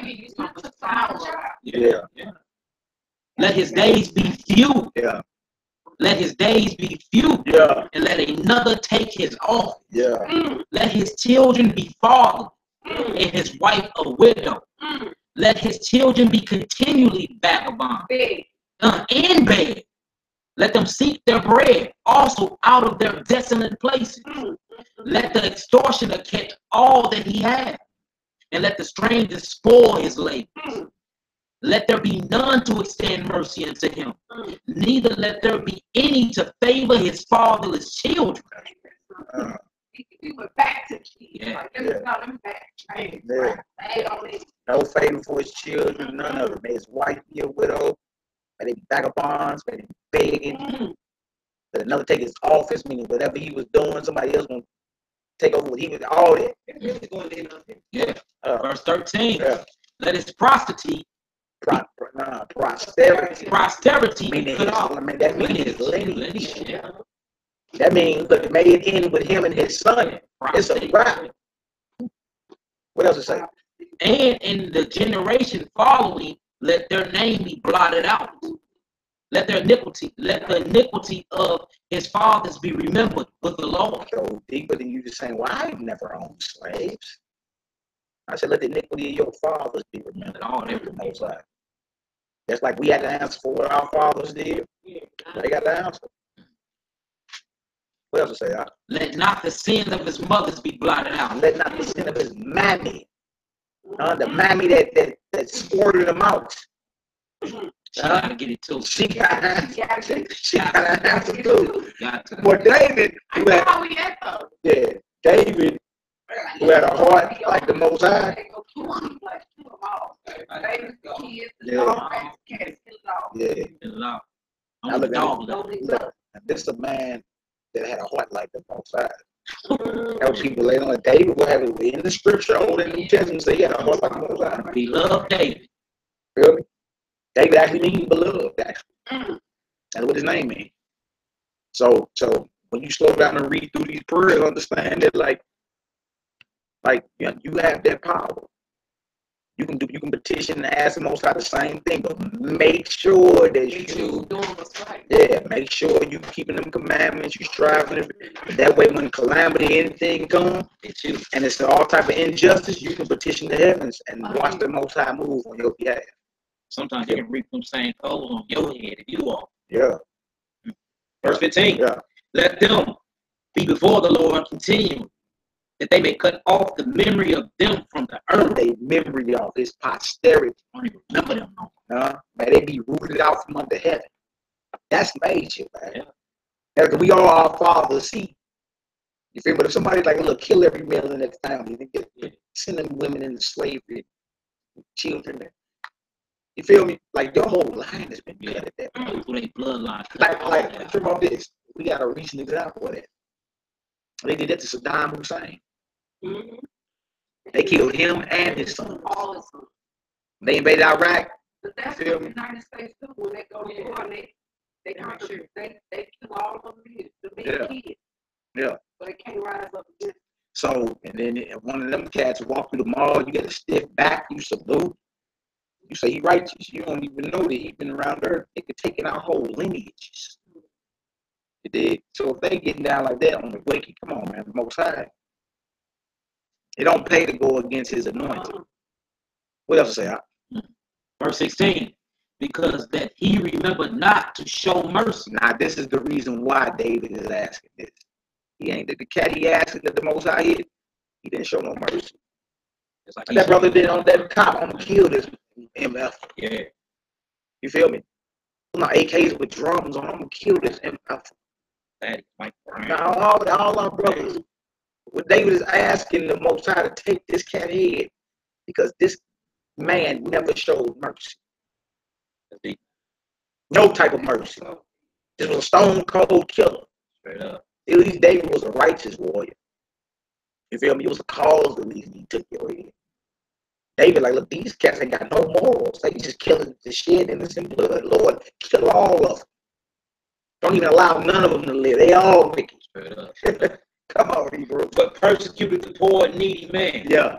That he might even slay the broken in heart. That's what happened. That he may slay the broken in heart, the poor and needy man. That's symbolic for us. Yeah. We poor, we needy. Yeah. You feel me? He ain't show no mercy. Lay these brothers down in the streets. This is our prayer for every police. You feel me? Or any heathen, period. Yeah. That have showed no mercy and shed the innocent blood of these brothers in the streets. Right, man. May the Most High bring judgment to them. Now that's justice, not locking them up for 20 years. I for not. You feel me? That's justice. And being we ain't got the power, but we do have the Most High power. Yeah. Right now. Yeah. You feel me? And that don't need to be our prayers, y'all. That don't need to be none of it. You know what I'm saying? Also that the Most High protect us while we out there, day in, day out. Most High shepherd over your sheep. Protect us. We trying. You know what I'm saying? If you want mercy, you got to show mercy as well, though. The Most High to forgive you and show mercy within your own personal life. Start having mercy on your people. You know what I'm saying? Let some of that stuff go, man. A lot of stuff ain't even worth it. Like you bringing death on yourself, angry over somebody over $5, $50, $500, whatever. Yeah, whatever. You know what I'm saying? We need to learn to love each other. That's right. You know what I'm saying? And we reserve all that Lord hit their head for them. You know what I'm saying? And that's what the Messiah was teaching. He was teaching Israel, look, man, we got to heal. You feel me? We got to heal, man. We look up, we all be dead. The Romans don't hate us, we hate each other. So, and that's just what it is. That's our prayer right there. You know what I'm saying? For them devils. That was my 9th hour prayer. I prayed that with my woman before she left for work, all that. Like, that's the prayer, you know what I'm saying? And that's a righteous prayer for vengeance. You ain't getting over emotional and spitting at tanks and killing yourself inwardly and, facial recognition, all that's that one nigga that was spitting at tanks. And you ain't got to do all that. Tell your daddy on these heads. Quick. You know what I'm saying? And know the hit coming. You dig? So when we hear about the hit coming, praise the Most High. I heard that heathen drop. I'm gonna toast up. Thank you, bro. When they came out of Egypt, they had a whole song about Most High laying them heathens. Yeah, they had a whole song. Yeah. The Lord is a man of war, like Exodus 15. Yeah. So you know, we've been writing songs. We've been writing songs. Have it eat, barbecue. Yeah. Don't kick that beat over there. We start rocking. Lord is a man of war. Yeah. And that's just what it is. That's the God we serve, but we're not asking him for the things that we need. You feel me? I mean, he even there for the things that you desire, your heart's desire. Ain't nothing you can't ask him for that you can't have. Turn up. You know what I'm saying? But we should love our people enough to be asking for some type of retribution, payback. You should be so caught up in your own personal life to where, like me, I got things I desire too. I'm calling for that I will have. And I already got them. Just waiting to claim. It's already here. But that don't override the fact, like, I got certain knowledge and I can do that. But I forget about the suffering of my people. People don't know. But we need to be praying for that too. You know what I'm saying? Vengeance and all that. Payback. I can't go take nobody down. You know what I'm saying? Like, I go over Mally can overthrow the government. Yeah, right. I don't know Hellfire missiles. No Abrams tanks. Nuclear war. I don't get that. But I do have access to the Most High power of all powers. And I will be praying for 10-mile wide tornadoes. You know what I'm saying? So, earthquake. Persecute. And just in case y'all think we tripping, the Psalms 83 is in Psalms 83. 13 on that. Just in case y'all think we tripping. Jesus, the Lord ain't with you all. And we're going to see. Psalms 83, 13. Just read down. I think it's like 17. Psalms 83, verse 13. I believe it is. Oh my God. Oh my who? Oh my God. Oh my power. Come on. Make them like a wheel. He had to look, David had, look, Lord, make them like a wheel. What else? As the stubble before the wind. Make them like tumbleweed. That's what it says, right? That's what it is. It's like stubble before the wind is tumbleweed. Yeah. Verse 14.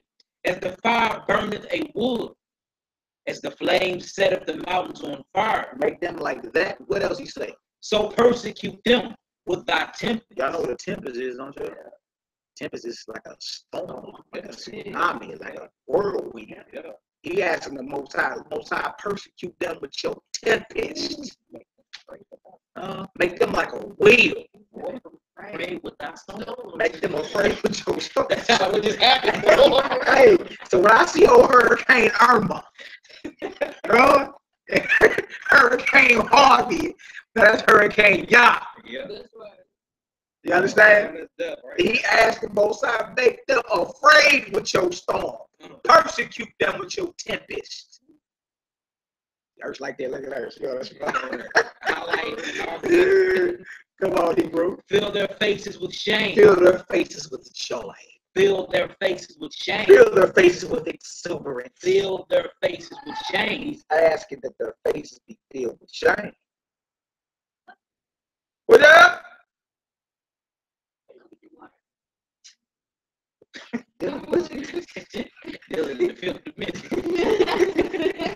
Dylan a retired pioneer. You all good, bro?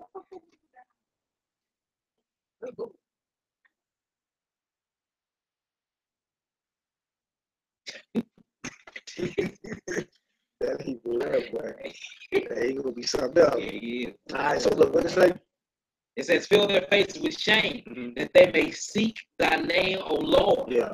Let them be confounded and troubled forever. That's right. Yeah. Yeah. Let them be put to shame and perish, that man may know that thou whose name alone is Yahweh. Yeah. Art thou most high over all the earth. See what he calling for? Judgment. Make them afraid of your storms, your tempests. Fill their faces with shame. Make them like a wheel. You see? Like that, yeah. So that's what it is. Yeah, he over there. Hey, Yeah, so that's what it is. We just want to, go into the mindset of where we ought to be in. It's time for Israel to get more radical and spiritual in that word. You know what I'm saying? Yeah. Focus, man. Focus on. But you soft, man. Soft is what it You is. soft in spirit, dig? And you got access to the most high power of all powers, and you're not asking, you're not petitioning. You understand? But you go rap some little Boosie lyrics to a tank. Hey, messing up all your vibrations. Messing up all your vibrations. Keep your vibrations out, man. Fruit of the spirit. Level up. Yeah. But it's righteous for you to ask the Most High for judgment and retribution. As we went through the day of Old and New Testament, that's what we've been reading. You know what I'm saying? With that being said, all praise to the Most High. Yahweh Melech, La'olam Melech Yisrael, the King of the universe and forever King of Israel. The name of his only begotten beloved Son, Christ, or Mashiach, the Messiah, Yahushua, or Yahweh Shah, or however you call up into it. You know what I'm saying? The anointed Savior, the Most High. That's right. We ain't got long to the fall of Babylon. Y'all brothers and sisters, stay focused. And until the next time, Yahoo. Yahoo. Shalom.